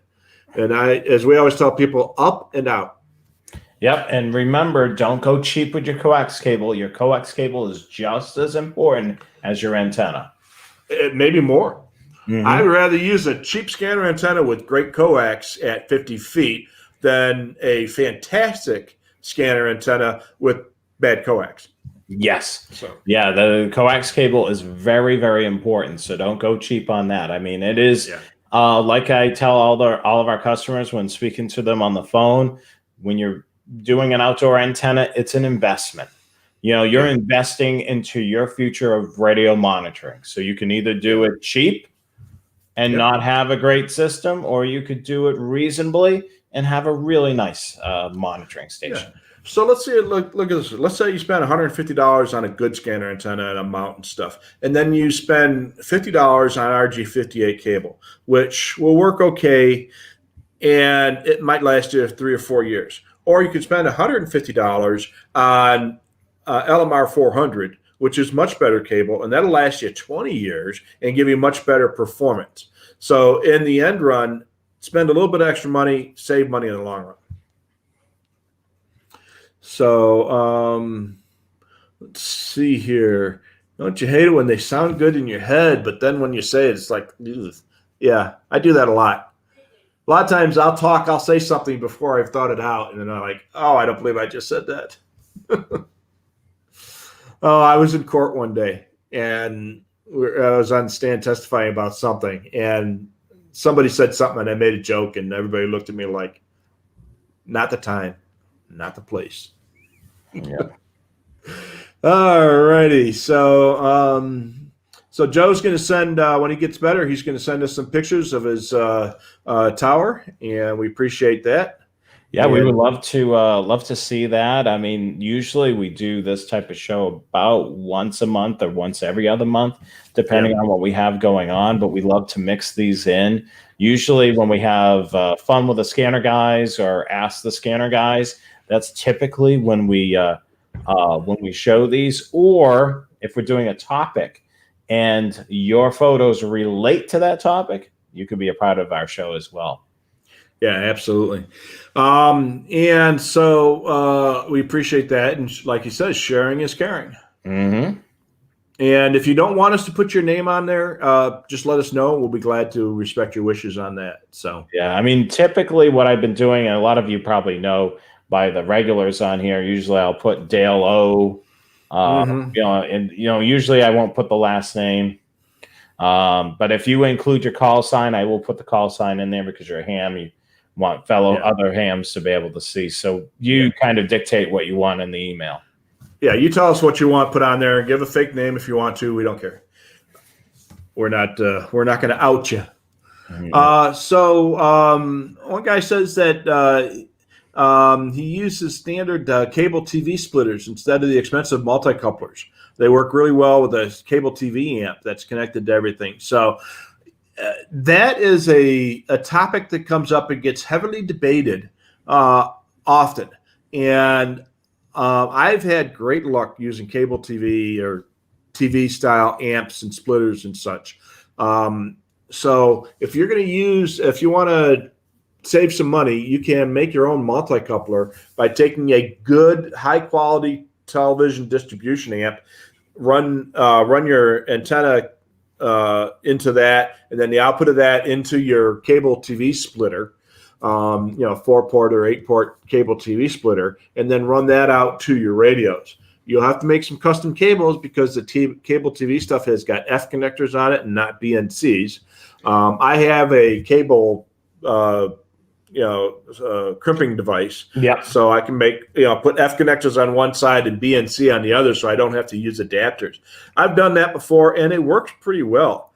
And I made an 8-port multi-coupler, for lack of a better term, for about $40, and then maybe $20 in cable and parts and stuff. So it was a lot cheaper than buying a Stridsberg, but I prefer the Stridsberg. They're bulletproof, and they work really well. But yeah, you can save some money and use cable TV stuff, because remember, TV frequencies correspond with scanner frequencies. Basically, they started around 50 megahertz, and it goes up to 800 or 900 megahertz, which is exactly where you're at with scanners. So let's see here. So Dale is still looking for a 16-channel executive. An executive was a Regency scanner. It was a desktop scanner, kind of tall, with the wood grain cabinet and 16 channels. If I recall correctly, it had 8 in the top and 8 in the bottom. So it scanned back and forth. And that was the executive scanner. It was a desktop scanner with 16 channels. We have one in the museum. Back when the museum was still open. And they were great scanners, crystal-controlled scanners, but in their day, they were fantastic. Yeah, they definitely, really some awesome scanners. I really wish before I packed everything away, we did something a little differently. I should have thought of it when I thought of it after the fact, but that would have been a good couple of weeks, at least a week if we could have banged it out if they flew you out for a week. Yeah, get to do a video, a picture montage, and stuff. Well, what I was thinking is a digital museum where it's all online. Mm-hmm. So you would basically rather than walking through an exhibit hall, everything would be there, categorized in its own exhibit halls. We could say virtual exhibit halls, and then you'd be able to see photographs of the scanners, which that would have taken a little bit of time for us, photographing them, then uploading them, and then writing up. You've written up some descriptions. God only knows where they're at. Scanner Master. But anyway, that was a thought that I had. I mean, maybe we can convince Rich. Yeah, fly us both up to Massachusetts for a week to do that. Yeah, absolutely. Yeah, we can work the phones during the day, and then at night we can work on the virtual museum. Yeah. You got a photo booth? We can certainly get one. There you go. All righty. So, all right. Noel asks if we know if we can stack 5 SDR receivers together, and what software would he need to link them together? So, an SDR, software-defined radio, basically they kind of look like a thumb drive, but with a USB port on one and usually an SMA connector on the other end. And it's basically a radio on a chip that you plug into the USB port. You can also get fancier ones that have larger boxes and heat sinks and stuff on them, or you can get the really cheap ones. And there is software that you can use. I've got limited experience with SDRs. I've played with them, but there is software that you can do exactly what you're talking about. I thought about doing that instead of the rack, but I had the scanner, so I put that together. And so what you can do is you can do assign each SDR to a specific set of frequencies, or do something where you can assign them all to the same thing and automatically have them avoid whatever channel another one is stopped at, and all kinds of stuff. There is software out there, but I couldn't tell you what the software is to do it. This is definitely a really good topic, and I've after our broadcast with Phil from the Scanner School, he's got a great deal of background with these. So in an upcoming broadcast, definitely keep an eye out. We're going to have Phil back on. He's going to talk a little bit about this a little bit more, because these receivers can work hand in hand with our hobby. It's a valued tool for being able to enhance the hobby, for looking for, talk groups or different things on a system. So, it can be an added tool in our arsenal. So this is definitely something that we can cover here at the Scanner Guys at some point. We'll definitely have Phil back on for that. But definitely, good question there. Absolutely. All right, so Dale, there you go. Joe can't even pronounce his last name. Yeah, that's I knew it was somewhere in the comments, so we were getting to it. So we're going to Joe now? Yeah. Actually, I was gonna. So Joe's working on a renovation addition. So he was talking to another guy about some of his vintage scanners. So he's got to make more room for more scanners. So I mean, I would love it if I had a bigger room. I could have a vintage scanner wall, but my wife only has so much patience that I mean, you probably can't. And unfortunately, with the vintage scanners, they're not the same size, so you can't rack mount them and look as neat. I think that's the whole Yeah. thing. Her whole thing. There are a couple of reasons why she had you go for the rack. One, it's easy to clean. It's easy to move. The other thing, it looks neat and organized. And knowing your wife, neat and organized is what she likes. So, you know, you have a bunch of them, but if they're neat and organized, you're good. She always yelled at me in my older versions of Shaq. She says, "There's too many wires. There's too many wires." And ain't no wires. Yeah, it keeps everything. The wires, they're there. They're just concealed. Yeah, you just don't see them. Yeah. I mean, the inside looks like an unholy mess, but it's a total spaghetti bowl. But on the outside where people are going to see it, people walk in and say, "Wow, that's pretty cool. And that looks pretty neat." And they move on. If they saw a whole bunch of wires, I think I looked like some kind of crazy hacker guy. So Dale knows 2 women who love scanning. Probably his wife and his daughter. You think so? Oh, could be. Yeah. Or they might be independent. With Karma, we had a couple female members of Karma, not that many. But again, remember the women tend to use the scanner as an information source. Men like to use the scanners as a hobby to play with. Women listen to them, men play with the scanners. So, yeah, I mean, the thing that I've noticed, kind of a crossover in between the scanner hobby to rail fanning. So I'm on Instagram, and for Train Aficionado on Instagram. And that is a phenomenal platform for younger people getting into the hobby because, it's a social media platform. They're able to take photos, post them right away, instant gratification. A lot of younger people are on Instagram. They're also on Snapchat and all that other stuff. But a lot of the rail fans, the younger, are on Instagram. Now, the pattern that I've noticed, I'm seeing a lot of female rail fans on there. They're ranging from, right around their 20s or, they're, or late teens. And I feel bad for a lot of them because the thing is they're the minority. And each hobby, not saying every hobby or every person in the hobby, brings out some creeps. Yeah.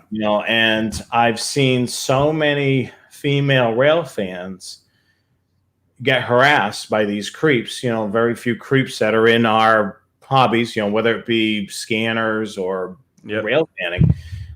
There was one girl that I followed her account. She took phenomenal photos. She actually got sick of it and deleted it.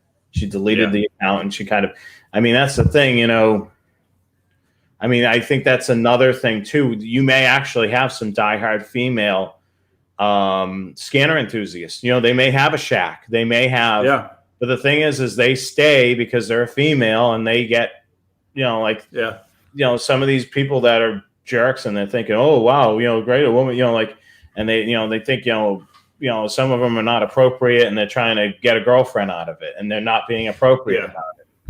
Yeah, or they just and it's unfortunate that that's going to happen, and it does drive a lot of good people from the hobbies that we enjoy, and you're going to get that in any hobby, especially one that tends to be more male dominated.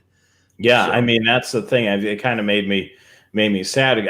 That's always a question I get. Is there any females that like trains? Because it's primarily a male-dominated hobby, and there's several of them. And the other thing that I remember growing up, kind of talking about, model trains or train interest. When I was growing up, a lot of older people were saying the hobby's dying.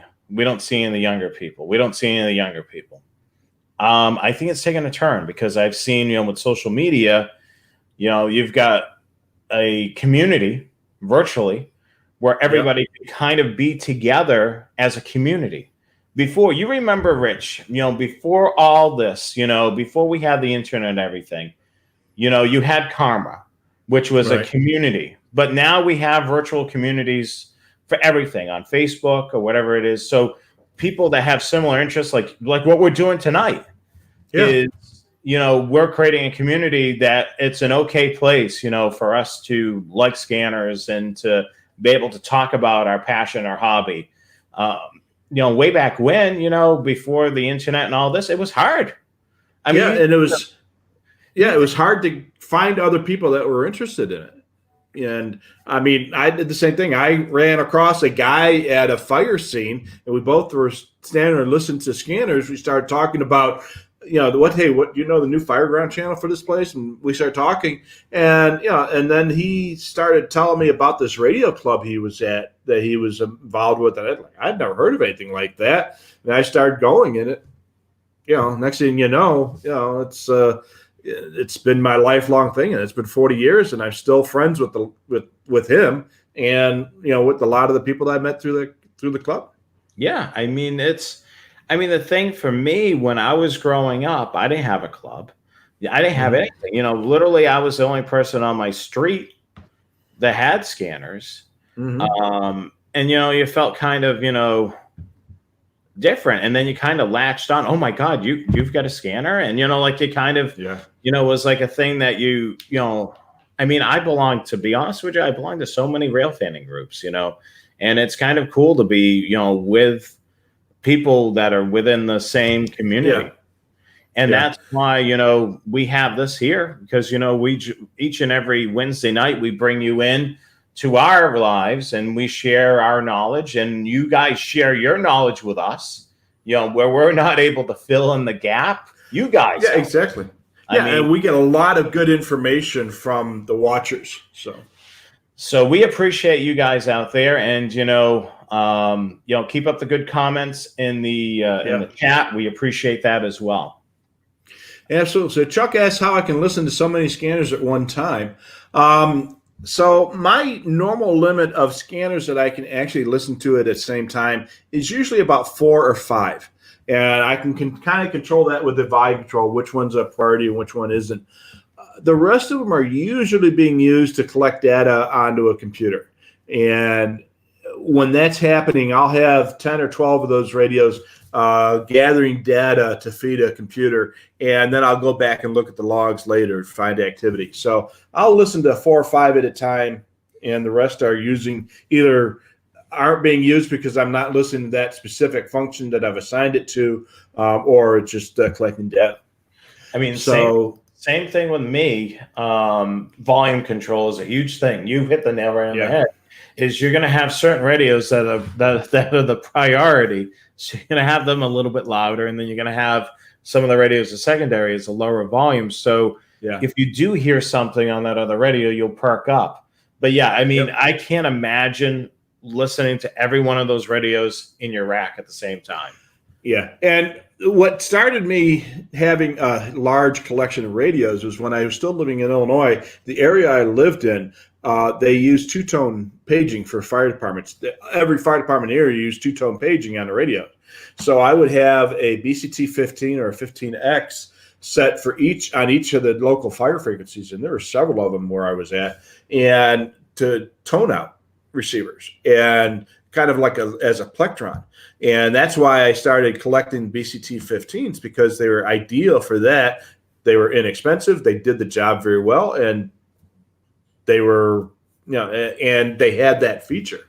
So that's why I ended up with a number of those type of radios. And then I just kind of, made some trades and stuff for other ones. And I just kind of collect them. And now I'm doing a different process. And I probably wouldn't have done that if it wasn't for using separate radios for each channel.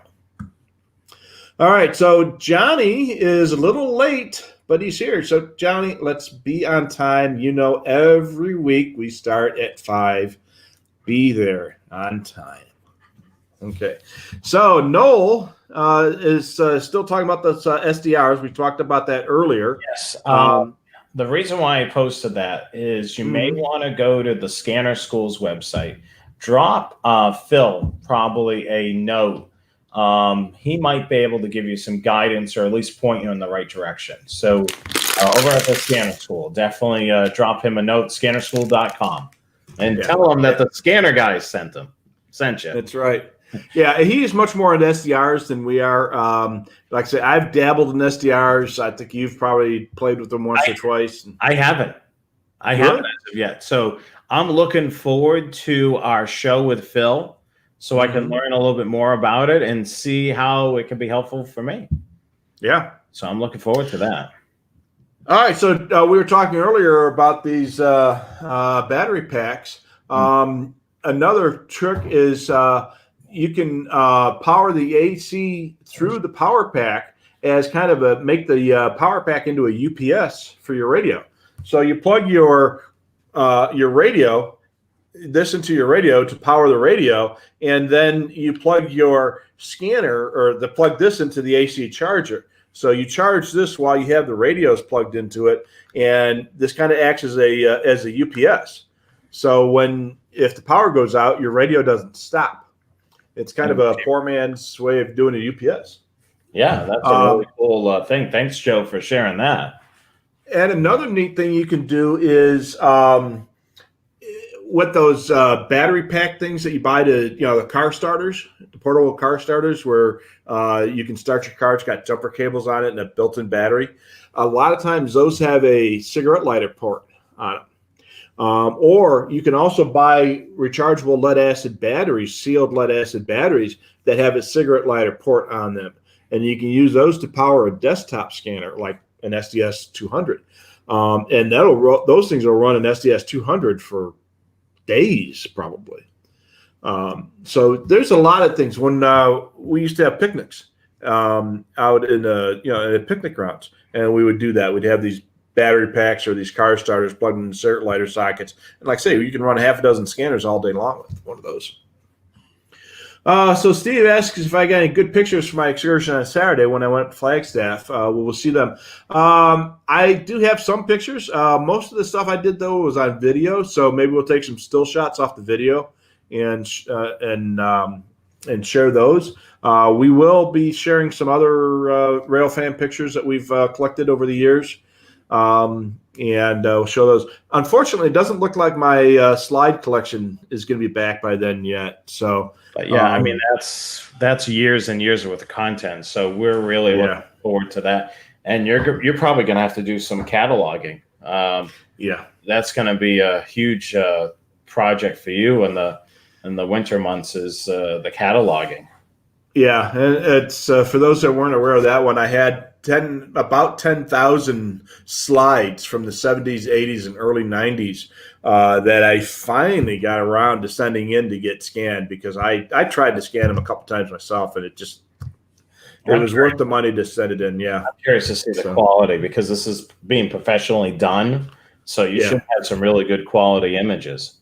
Yeah, and I wanted to get it now before the slides started degrading. So they have the emulsion on those old slides don't last for too long. So hopefully, they haven't degraded too much in the 50 years since it's been 50 years since some of those pictures were taken. What can I tell? Rich, way maybe back. Not. No, it's been about 40 years, I guess. So, all righty. So, say again? Taking photos of trains from the womb. I'm an old guy. I don't look as old as I am. I don't think of you as an old guy, that's for sure. Yeah. Well, I don't have any hair, so you don't see the gray, but you can kind of see a little bit of gray here and there. So, so Chris is in Bergen County, New Jersey, and he needs a new scanner. SDS in Bergen County, they use simulcast P25 Phase 2. Get an SDS. It's worth the money. It'll work much better than any other digital scanner for sure. Let's see here. A bunch of check-ins. We talked about Noel earlier, is one of our newer guys. He's in PA. Joe is a kind of a masochist. He loves the cold. He wears cargo shirts year-round. Having lived in Phoenix now for 5 years, my blood has thinned out to the point where it gets below 70, and I'm wearing sweatshirts and jeans, and if it gets down into the 30s, I'm wearing long johns. So. Oh, jeez. Yeah, Dale, you're right. Yeah, I can't take the cold anymore. Phoenix is taking the Chicago antifreeze out of me. Yeah, Yeah. that's for sure. And like I say, it's 110 out there, and I'm like, wow, it's kind of a nice day. And it's 100. It's like, whoa, it's getting a little cool out here. All right, so Joe is a kind of a freak, I think. He has the 12-inch vinyl of "Ring My Bell." So he's got a 50-year-old disco song on vinyl. Nice. So, like I say, it was actually a pretty good song. It was one of those guilty pleasure songs. You know, you listen to it, you enjoy it, and you're like, it's like riding a moped. They're a lot of fun, but you just don't want your friends and neighbors to see you doing it. All righty. See, sister wives. Yeah, no, I'm sorry. One wife is enough. I cannot handle 2 or 3. Oh my God. You know? Oh God. One's more than enough. Yeah. All righty. So Not like chips. no. And I'm sure they'll say the same thing. Absolutely. Yeah. My wife would be allowed to have another husband if she wanted it, but I would not be allowed to have another wife. But I don't think. I think she'll say one's enough. yeah, probably. Yeah, and sometimes you think one is too much. Yeah. All righty. So Brian in Iowa says he's so glad to have his SDS and his 436 when the Derico hit. So, but what, almost 3 weeks ago, I guess they had this huge storm in Iowa and northern Illinois come through. It's called a Derico. It's kind of like a wide-ranging straight-line tornado type stuff. If you've never seen a Derico, you don't want to see it. It's nasty. But huge amount of damage. I mean, there were places in Iowa that were out of power for a week after that storm. So glad he had his handheld scanners. So he had no power for 3 days, and he was able to figure out what was going on. So, yeah. Battery-powered scanners are going to be very effective, and if you don't have a desktop scanner, make sure you have some battery backup for your desktops. Let's see here. Explorers. We're talking about police cars. Okay, so Ford sedan lineup is a Fusion, Mustang, and I think there's a third one. Now, I read someplace where Ford is getting rid of all of their cars except for the Mustang. So I think eventually the Fusion and whatever else they've got are going to go, and Mustang will be the only car. Everything else being an SUV or a van. Wow, and there's a big push for electric cars. That's going to be a huge thing, and I know they're doing a electric Ford Mustang.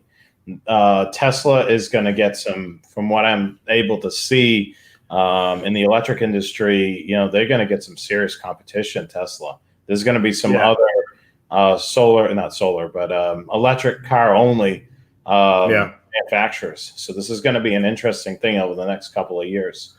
Yeah, I think plug-in electrics are going to be much more usable, and Tesla's affordable. And Tesla has been a big part of that. You know, say what you will about them, they have made a plug-in electric car a viable option these days for a lot of people. Now, you know, I wouldn't try to drive one between here and Chicago, but you know, for local traffic, it's a viable option these days, and it's with the little competition, it's only going to get better. Oh yeah, that's what we're going to see. We're going to see from what I can tell, the larger manufacturers are going to dabble into it more, and there's going to be newer electric car only manufacturers. So this is going to get quite interesting. You're going to see those distances increased. You're going to also see the competitiveness of price. Because right now, I mean, the Tesla cars, when they first came out, were not affordable, you know, to the average Joe. So and the neat thing about electric cars for people like us is that the radios are working. So because you got power. That's what you need on a car. Yeah, you need that power. Well, some of us may need another battery. You know, I only have 3 radios in my car now. So I have none right now. I've actually pulled my SDS 200 out of the truck, and I've got to I got a radio that I'm going to put in there, 536. I'm going to put in there at some point. But I like the I'm spending a lot more time here, so the SDS 200, I like it in the house. Yeah, and mine works really well right where it's at. I got a 536 and a 996 in the car, and then a 2-meter 440 rig. So, all right. So Joe is in Bolingbrook, Illinois, which is the southwest suburbs of Chicago, and we got about 60,000 people in town. They're getting ready to roll out 6 new Explorer Interceptor hybrids. So if you're not familiar, a Tesla is all electric. Batteries, and it's what they call them plug-in electrics, where you can plug the radio in to charge the batteries. Hybrids have a gasoline engine and electric battery power electric, and the gasoline engine can run the vehicle, and I imagine probably charge the batteries at the same time. And then when the batteries are sufficient, the car will run right off the battery. So. So those are a little more mainstream. What is that Toyota that was everybody in Hollywood's got? Hybrid. Prius. Toyota Prius is like the hot thing for the Hollywood crowd. So that was kind of like the trailblazer for that. So Explorer Interceptor hybrids, which basically electric gasoline police cars, which are great. I just hope they have the durability to withstand hardcore police usage. And the fact that you're going to be in the Chicago area means you got 6 months of snow and 6 months of construction, so it's going to be a bumpy ride and it's going to be cold too. That's the cold one too with batteries. Yeah. That's another thing you got to compete with. A lot of the electric cars work really well in the southern states or in your neck of the woods as well, because you don't see extreme cold like you do in the Northeast or the Midwest. Yeah. One little thing, when I went to Flagstaff over the weekend, since it was so cold there, I got the low tire inflation warnings from my tire warning system. Yeah. And I got there because the pressure went down so much on it because it was so much colder than it was. I'm sure when you drove back home, you heated up those tires and they gained some air back. Yeah, they did, but not enough. I still had to refill them when I got home. So, but I waited until the next morning because you got to refill them when the tires are cold. All right, so we were talking earlier about the coil packs. Coil packs feed the spark plug, so I guess that's with the coil packs, and that's been the problem with the Crown Vics, is the coil packs goes. All righty, so Joe's dating days are over. So either A, he got hitched, or B, they just gave up on it, depending on his success, I guess. So hopefully Joe got hitched. Yeah. Let's see here. Okay, so Ford SUV lineup, they've got the Escape, the Edge, the Explorer, and the Expedition. So for some reason, Ford must really like the E's when it comes to their SUVs line. All I got to say, with all the Ford plugs tonight, I'm hoping that check comes in soon. Yeah. Make the check out to the scanner guys and send it to this address. Yeah. So, of course, we got accused of that with Uniden as well. We talk more about Uniden than we do Whistler, but it's all just a matter of numbers. Yeah. And Joe mentioned back in the day, all the taxi cabs in his area were all the same as police cars. So the Ford, Chevy, and Chrysler all made what they call fleet vehicles. And you can buy them in police package or in a fleet package. And the fleet package were basically the same vehicle, but without some of the police-only stuff. But you could get a fleet vehicle for taxi cabs and other type of services like that. And one of the advantages was that the cars really didn't change from year to year as much as the consumer vehicles did, so that it was more practical to buy cars and keep them without having to go and change get all new wheels and all new accessories and tooling and stuff like that. You can buy into a vehicle type and carry that vehicle type for several years before you have to go out and buy all new spare parts and such. So let's see here. So they make a Ford Focus Interceptor hybrid version. The Taurus Police Interceptor is no more. That was the sedan. So I guess that's now the either. I guess it's based on the Explorer now. All right. So Chris brings up a question that's been popping up on a lot of places. Right now, ham radios, FCC licenses for ham radios don't cost anything. The only time you have to pay something is on when you're taking a license test. Some VECs will charge you $7 or $14, some relatively small fee to take the test. And that fee goes to the examiner, doesn't go to the FCC.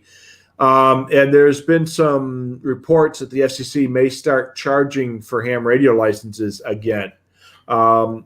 They used to charge for ham radio licensing, and then they did away with the license fee, and now they're thinking about bringing it back. And I would imagine there's a couple of reasons for that. Number one, you get some people who are out there trolling for call signs, and they change their call sign every 2 weeks, which costs the FCC money and administrative time and such. And it might be a revenue thing, or it might be just kind of put the brakes on some of the nonsense out there. I don't know whether or not it's going to happen. And Will says it's a notice of proposed rulemaking. It's not in effect. If it passes, it might. Hopefully, it won't. So, I could see both sides of it. I've had the same call sign for 35 years. 35 years or more. So it wouldn't affect me. Every 10 years I got to renew it. The only thing I've changed is when I moved 5 years ago, I had to change my address, but otherwise my license is exactly the same. See here, Louisville Metro still has Crown Vics, about a fourth of their fleet. So they're still out there and they still work. Okay, so Joe said I was able to pronounce his name better than he did it. So I try. And a lot of times we'll get people a call and they'll spell out their name and I'll try to pronounce it and I'll find out, was I anything close on that? And as often as not, it's like, yeah, pretty good. So, all right. Up and out for antennas except for simulcast systems. Yeah, Joe, you hit nail on head there. Mm-hmm. Simulcast is one of those exceptions that prove the rule. So if you have simulcast interference, then you may want to reduce the efficiency of your antenna, because basically what simulcast is, it's akin to overloading. You're getting too much signal or too many signals in the radio. You try to reduce it so you're only getting one signal at a time. Let's see here. Multiple antennas, how far apart should they be? The basic rule is as far apart as you can get them.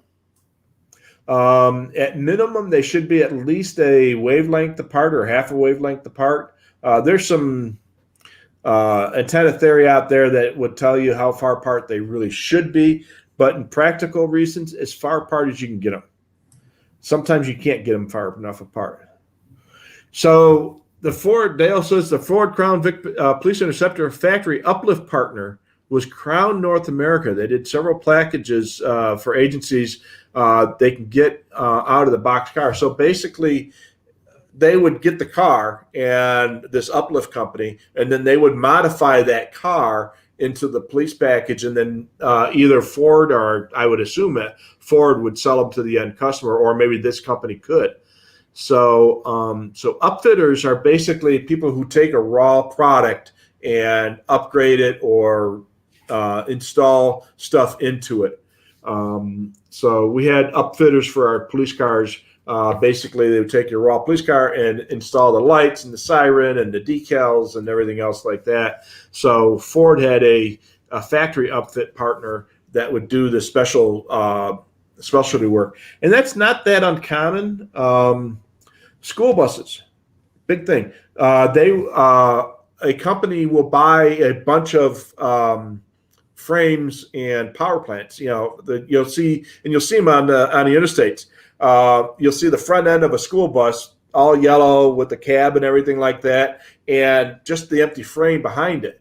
And they go from the Chevy factory or the GMC factory or wherever the factory is being making, and they'll send them on a truck or a rail car to an uplift company who will then attach the body and install the seats and stuff like that. You'll see the same thing for RVs and that. All right, so Louis says, what's the best low-profile 700 or 800 meg antenna for the mobile, preferably a mag mount or lip mount? Yeah, I mean, we've got several of them on Scanner Master's website. I would definitely take a look. There. Let me just see if I can. Oops, I had this all set up to the close of the show. Hold on one second. Let me just pull this up. Scannermaster.com is our website. And so we're looking at mobile antennas. Yeah, for 700 and 800. Mobile single band. Oops, that's portable. So we want mobile single band. Yeah, so let me just show you what we have on this page here. Let me get it so it's on the share screen here. So here we go. So this is what we have here. It's somewhat low profile, but it's not that teacup type of antenna. So that's one spot. So where you would find that on our website is under mobile antennas, single band. If you want to look at some of the more professional antennas, so we're going to go here under antennas, professional antennas, and then click there. And then you're going to see some of these low profile antennas like right here. This one here, this layered mobile antenna. It's a low profile antenna that works on the 800 megahertz. You're going to. I've got one of those. It works really well. And then there's another one here, similar 800, but this kind of spans over the 900 megahertz. So if you're looking to cover some 900 megahertz, there's there. So what you want to do is you want to try to look at what frequencies you're using. Even though that this shows like 800 megahertz, it will work still on the 700 megahertz band as well because it's relatively close.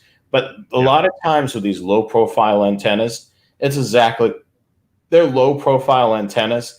They're going to work really well for the signals that you're near.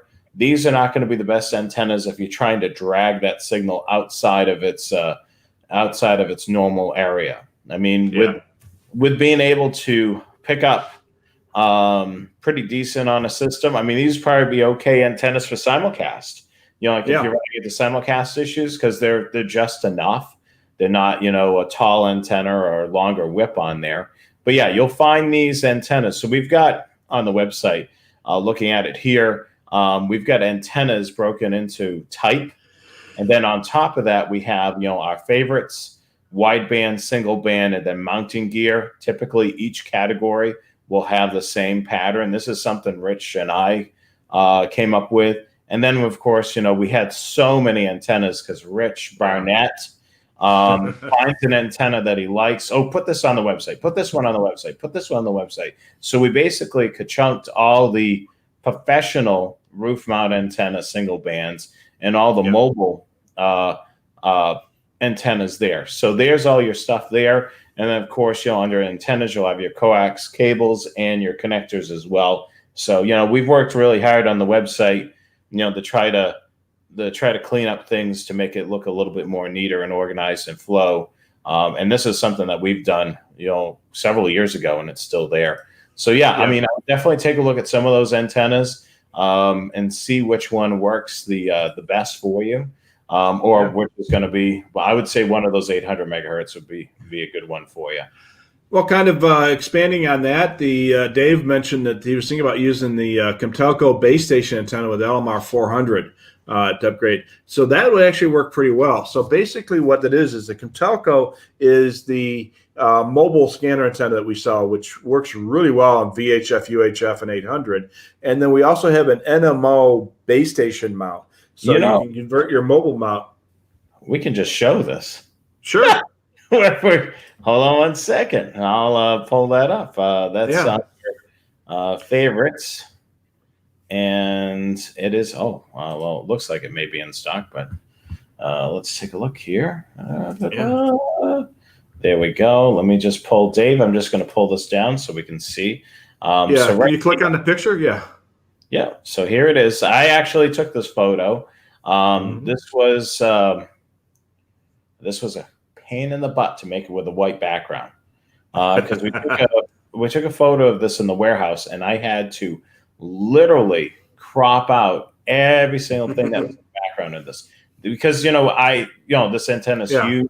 So our shipping manager Dave held onto this pole, and then I had to take these photos, and then of course, and then you had to go in and crop all this stuff off of it, right? Yeah, because I had the background of the warehouse, I had ceiling and all that business, and because this is too big for a light box, you're not able to put this in a white light box. So, but yeah, this is the antenna here. It's got the ComToco, and then go ahead, Rich. And it's got the ground planes on there and an NMO mount. And right there, you can see the PL250, the SO239 connector to put your PL259. And it's a very simple to mount. You just and it comes with the mounting bracket. It doesn't come with the pole, but it does come with the straps. And it doesn't come with our shipping manager to hold the pole. No. You're going to have to hold the pole yourself. So, well, hey, if you got a wife, let her hold the pole. But it actually works really well. I've got one of these up in my attic, and it works really well. I would love to put it outside, but I'm not allowed to. But it does work. It does work great. So, and if you've got another NMO mount antenna, you can try that as well. But the ComToco is a great mobile antenna, and using LMR 400 will work very well as well. It'll work better than RG58, especially at a longer length. If you're doing 25 feet, I don't think you're going to notice much difference between RG58 and LMR 400. But if you're 50 feet or higher, you're probably better off with LMR 400. So let's see here. Rob writes, when you do the antenna distribution idea, can you use a different band optimized antennas to cover a larger frequency range more efficiently? You can do that, and I have on occasion used like an 800 meg antenna for certain radios and a VHF for other radios, and assign them to the different set of radios. So I have one multi-coupler to the VHF antenna, one multi-coupler to an 800 antenna, and then those radios go to that. You could probably put the multi-coupler in reverse and have multiple antennas coming into one, but I wouldn't normally suggest that. Okay, so I mentioned earlier that TV frequencies are in the same range as scanner frequencies. Can he take a TV Yagi and mount it vertically instead of horizontally and use a rotator? You can do that. It actually works relatively well if you can get the physics, the mechanics down. In fact, if you remember the old Grove scanner beam antenna that we used to sell years ago, that's basically what that was. It was pretty much a TV antenna on its side, although it was cut specifically for scanner frequencies and had fewer elements, but same concept. Just turn the antenna on its side and rotate it. It'll probably work pretty well. This is Alicia, so she's one of our female members that check in with us all the time, and she's been a hobbyist since 1973. So that's about the same time I got into it. She's been around a little while. So Carmen mentioned that the rotator part worked very well until he needed it for a 6-meter Yagi antenna. So the TV rotators work really well with directional scanner antennas, and you can always make your own antenna if you're that good. So let's see here. Jump into the police vehicle. His we already talked about that. And apparently he knows Will. So Will's from that area. So Let's see Wow, there's here. so much vehicle talk. What Oh is it? yeah, Well, here we go, right here. car. Talking to car driver. Yes, guys will be back next week. Good one, Jim. Jim, that is the comment of the day. Yeah, there we go. I'll leave that up there for a moment. Yeah. So Joe mentioned that they had the new Ford Police Responder based on the Fusion. So I guess Fusion is one of their newer vehicles. I'm not sure which one that is, but tomorrow morning, Jeep's coming out with the electric Jeep Wrangler 4x4. That'd be cool. Wow. And let's see here. So Ben uses a Goal Zero Yeti 200X for powering scanners and ham radios while mobile. So the USB charges his phone and the SDS 100, while DC outlets power his 536 or his Kenwood 710 ham radio. I'm not familiar with that particular product, but maybe if you Google that one, you can see what that looks like. Looks like my ring. Yeah. I see her. She waking up? Yeah, she got up. I wonder if she's still up. Hold on one second. I'll be right back. All right. Well, I'll continue on here. So NYPD used to use Plymouth Furies. The Highway Patrol in California is phasing out their Fords and going to Dodge Chargers and Chevy Tahoes. Again, SUVs on the Chevy and Dodge for the sedans. GMRS license fees are $70 for 10 years. And Joe mentioned that the FCC fees for ham license are only for vanity license, not for normal licensing. Let's see here. Joe checked Pennsylvania state law, and certain authorized users for spotlights with adjustable sockets can be attached or mounted. I know in Illinois, where I'm from originally, 2 spotlights, other than police and fire vehicles, of course, you could only have one auxiliary lamp on your vehicle, whether lit or unlit. So let's see here. Okay, so Donnie's got going to rechargeable batteries because he's had good batteries get corroded. So I did kind of the opposite. I got out of rechargeable batteries and used regular like Duracells just because they're cheap. But if you're going to do something like that, or if you're on any type of battery, make sure that you take the batteries out of your radio if you're not going to be using it for a long time. So if you're going to stick a radio on a shelf and it's going to sit there for a month or two, take the batteries out. If the batteries leak, you're going to have some issues. And alkaline batteries tend to leak more than rechargeables, although I have had rechargeable batteries leak as well. So Jim is asking if the VHF BNC antenna will ever be back in stock. That is a great antenna for rail fanning for the BC-125. Again, we're having a difficult time getting hold of them because of supply issues. We are trying to get them. I couldn't tell you when they're going to get here. Our problem with those antennas and the rail fan package is that we'll get a bunch of the antennas, but then we'll run out of cases, or we'll run out of the 125s themselves. It's just very difficult to keep all of those parts in stock at the same time.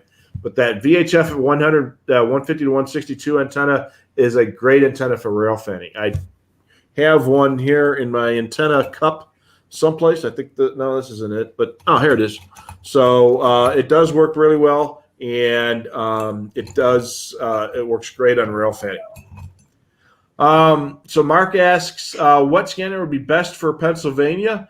And Joe very correctly answers, it depends. Your best bet is to take a look at radioreference.com, click on the county that you're in, and see what type of radio systems they're using. If they're using 800, check to see if they're using simulcast.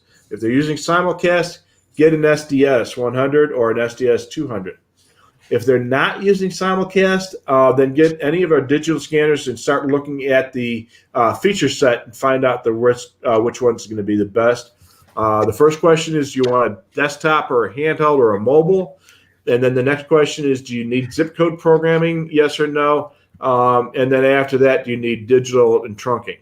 And if that will help you out with your scanner selection. If you're still not sure, give us a call. We'll help you pick one. So everything taken care of? Of course, I had to take her out and dilly dallying out there, and then of course, I didn't bring a poop bag and I didn't bring a flashlight. Of course, she went to the bathroom, so I'll have to go look for those tomorrow. Yeah, and you can't leave her outside with your neighbor out there, huh? Oh, no. We'll leave that off air.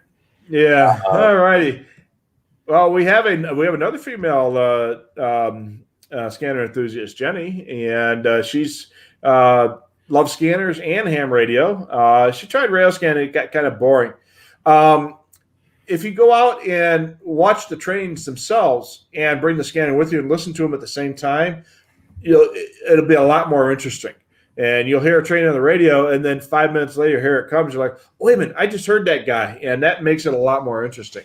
Yeah, we'll definitely, with our new show that we're going to be, matter of fact, I have the slideshow up here. We're going to be premiering on Monday. This will be one of the topics we'll certainly cover on one of the shows is rail fanning with a scanner.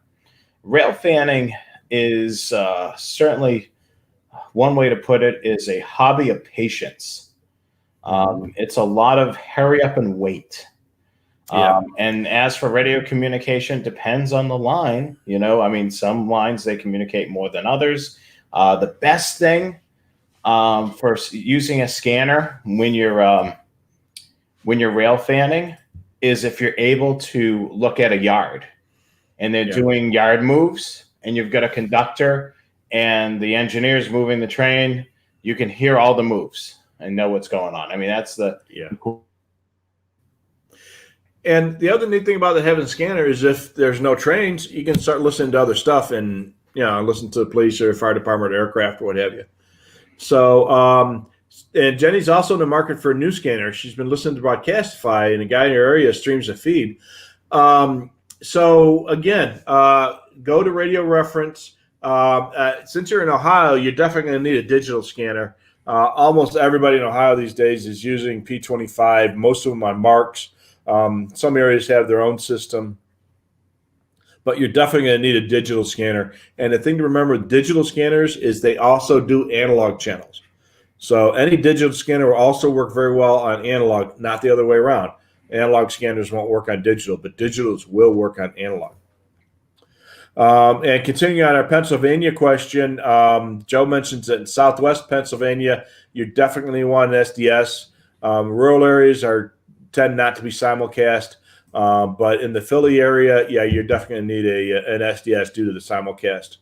And Dalen writes that some of the counties in Pennsylvania are starting to switch over to P25, but there's still a lot of the rural counties that are still using analog on there. So there's again, just take a look at the area that you want to listen to and make sure you get a scanner that can handle that.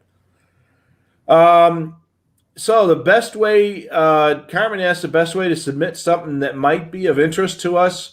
You can send it to us at thescannerguys@gmail.com.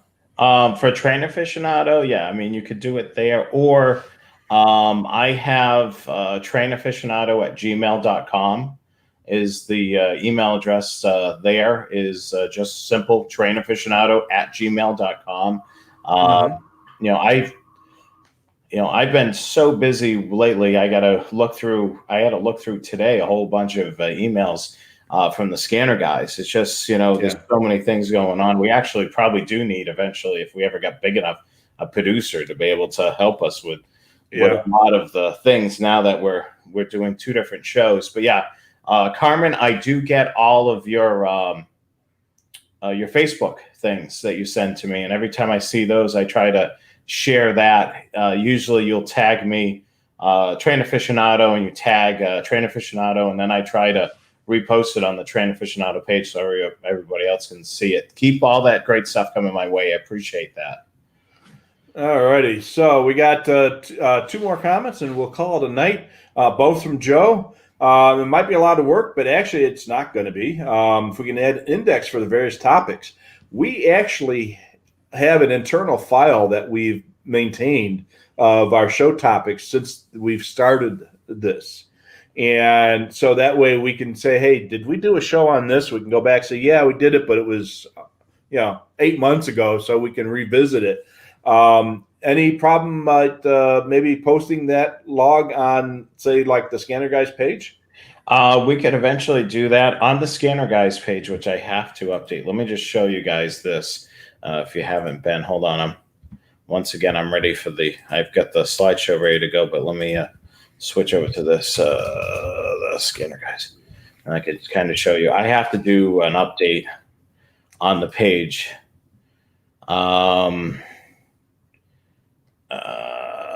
Right here on this, hold on one second, it's still loading, so yeah, I just want to, okay, so let me share now. So you can go to the Scanner Guys website, and then under shows, you can see all of our past shows right here. there you go. So they're all right here. The interview with Phil, and I have to manually do this every week. So, Yeah. And the other thing that I got to get into if I ever have any free time, is to upload the slideshow. So you can download the slideshow version of that. With some of our major shows, I've done that, where, the slideshow is definitely a key thing. But yeah, all the shows are right on here. Every single one that's been on YouTube.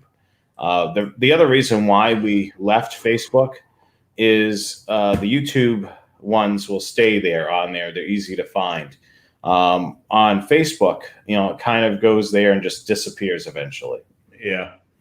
And then the follow-up on that was the topics within each show. I don't think that's going to be particularly practical to do, just because, we have one main topic and then we talk about a lot of the other stuff in the second half. So it may not be practical for us to get down to that level of detail on that. So, yeah, let me just reset over here, because I've got to go back to this.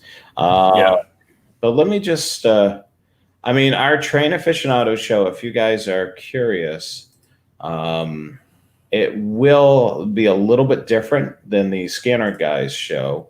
Let me just, I'm not too a little sure. more formatted, I think. Yeah, a little bit more formatted. It will have, I just want to see, before we wrap up things, if I can show a little bit of a preview. Yeah. Let's see. So we're still going going to get one more great custom after this then. Let's see here. All right, so I'm going to show you. I'll give you a little bit of a preview of what it's going to actually. This is a template that Rich and I are working off of each week. We're actually giving you a little bit of behind the scenes of what Rich and I will do. Is we'll work off of a template that we've constructed, and then we kind of fill in the blanks. So you can see here, this is the Train Aficionado show.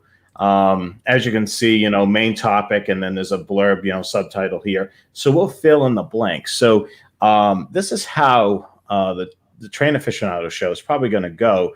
Right now, we're going to have a main topic, and then we'll do a Forgotten Railroad segment where it's an abandonment or abandoned building or abandoned railroad line. And then we're going to dive into Rich's time machine, or even my time machine, depending on what we're covering, and it may tie into the other two topics, but it's going to be a little bit more formatted.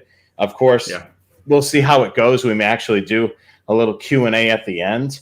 The first show will be our pilot show, so we're going to be testing out things to see how things go time-wise, but this is kind of what we're looking at right now. And of course, here's the welcome slide that you'll get used to seeing right here. Train Aficionado live with Jonathan Higgins and Rich Carlson. So let's dive into that last question, and I'll reset for the board. All right.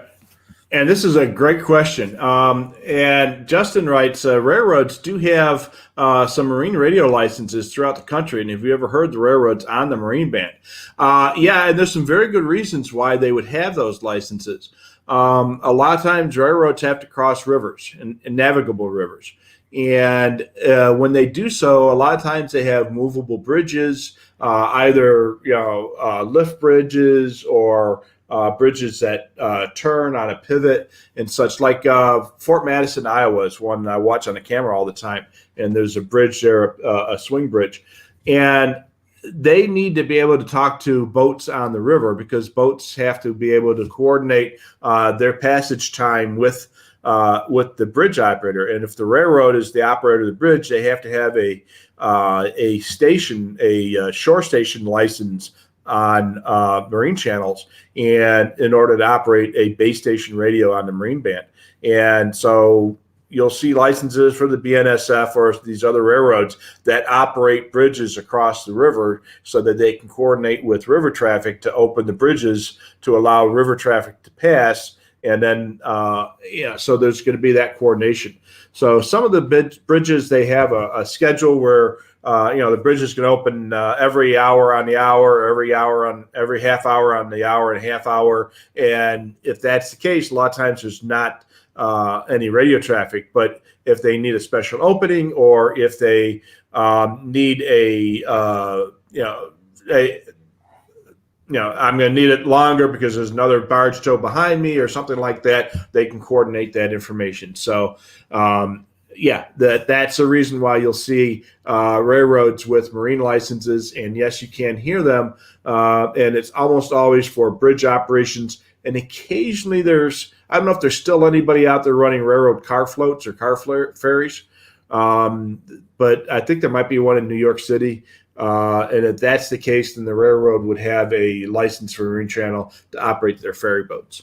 There used to be several ferry boats across Lake Michigan, but I think those are all gone as far as railroad traffic is concerned. But I think there's still, was it the New York Cross Connecting Railroad or something like that, might still running ferries. Yeah, and there is also the Cape Cod Railroad Bridge. Have you been out to that, Rich, in Massachusetts? It's not for 30 years. It's a huge drawbridge. It's got weights on the ends. So the when the signal tower is manned in Buzzards Bay, they do have the person that operates in the signal tower will also coordinate with the ship. So what'll happen is the Cape Flyer is an MBTA train that runs down to the Cape during the summers on the weekends. So they'll be announcing their location. So the person that's in the signal tower or the dispatcher will be monitoring that. I believe they have the signal tower manned on the weekends because of the Cape Flyer. So what'll happen is they will hear that over the radio. They will hop on another frequency, which is a marine frequency for the Cape Cod Railroad Bridge, and communicate and say, we need the bridge down at X amount. Or I've heard it the other way around, where the bridge is on the frequency for the railroad. So they have ability to go on both, which is pretty neat. Yeah. So that's going to be probably the biggest time you're going to see marine licenses. Other times they might have something for some other purpose. But that would be what it is. It's going to be bridges and or car ferries. So I think that's pretty much what we got. Yeah. So it sounds like a lot of people in our audience have kind of turning them into rail fans. Looks like, Rich. Yeah. So the great thing about it, speaking of that, we launch our new show this upcoming Monday, Labor Day Monday. Will be Monday, September the 7th. Yes, it'll be about rail fanning and trains, but we're going to keep it interesting. So if you're not a train enthusiast, you're going to find these topics very interesting. We're going to dive into history, as you could see there with forgotten railroads. So if you're a history buff, you're going to be able to see some of the history. If you have a general interest in trains or model trains, we're definitely going to cover topics with that as well. And of course, we're going to look back at some history of photography, whether it be Rich's or I, looking back at, things that we photographed over the several years that we've been in this hobby. So certainly tune in. That's Train Aficionado Live with myself and Rich Carlson, premiering Monday, September the 7th, 8 p.m. Eastern Time, 5 p.m. Pacific. And we will be on the Train Aficionado YouTube channel. So look for Train Aficionado on YouTube, subscribe. We'll probably do a couple of cross promotions on the Scanner Master and Scanner Guys social media, to promote it. So definitely be on the lookout for that. But hopefully we see you all over there. We also have some other news that we're announcing next week for the Scanner Guys show. We're not going to do Car and Driver. Well, I don't know. It could end up there. But you never know. You never know. So next week we have our second guest, which will be joining us, Marshall. He's going to be talking about the history of radio monitoring in North Carolina. He's also going to be talking about public safety comms. So that's going to be a good discussion with him. That's going to be 8 p.m. Eastern Time, 5 p.m. Pacific, live right on YouTube. So right on this channel. So make sure, if you haven't already, hit the subscribe button. We're going to have some good discussion next week with Marshall. So that'll be great. And Rich, I'll let you take away this slide. All right. So make sure that you follow, like, and subscribe the Scanner Guys at Scanner Master Co. for the Scanner Master company that pays for this. And make sure you like them at Facebook, Twitter, and YouTube. And the Scanner Guys ourselves at Facebook, Twitter, YouTube, and Instagram at the Scanner Guys. And we are brought to you by Scanner Master each and every week. So if you need a scanner or an accessory, please go to scannermaster.com. So, we're about 2 hours and 25 minutes. So thank you so much for joining us. If you've been able to stick with us for the whole entire broadcast, we appreciate all of you out there. And we will see you on Monday night on the Train Aficionado YouTube account. So hopefully you're joining us there, and then back on Wednesday night on this channel. So we hope to catch you again. Have a great night. Anything else you want to add, Rich? No, just see you guys on Monday. All right. Well, we'll see you again. Have a good night. Bye, guys. Bye-bye.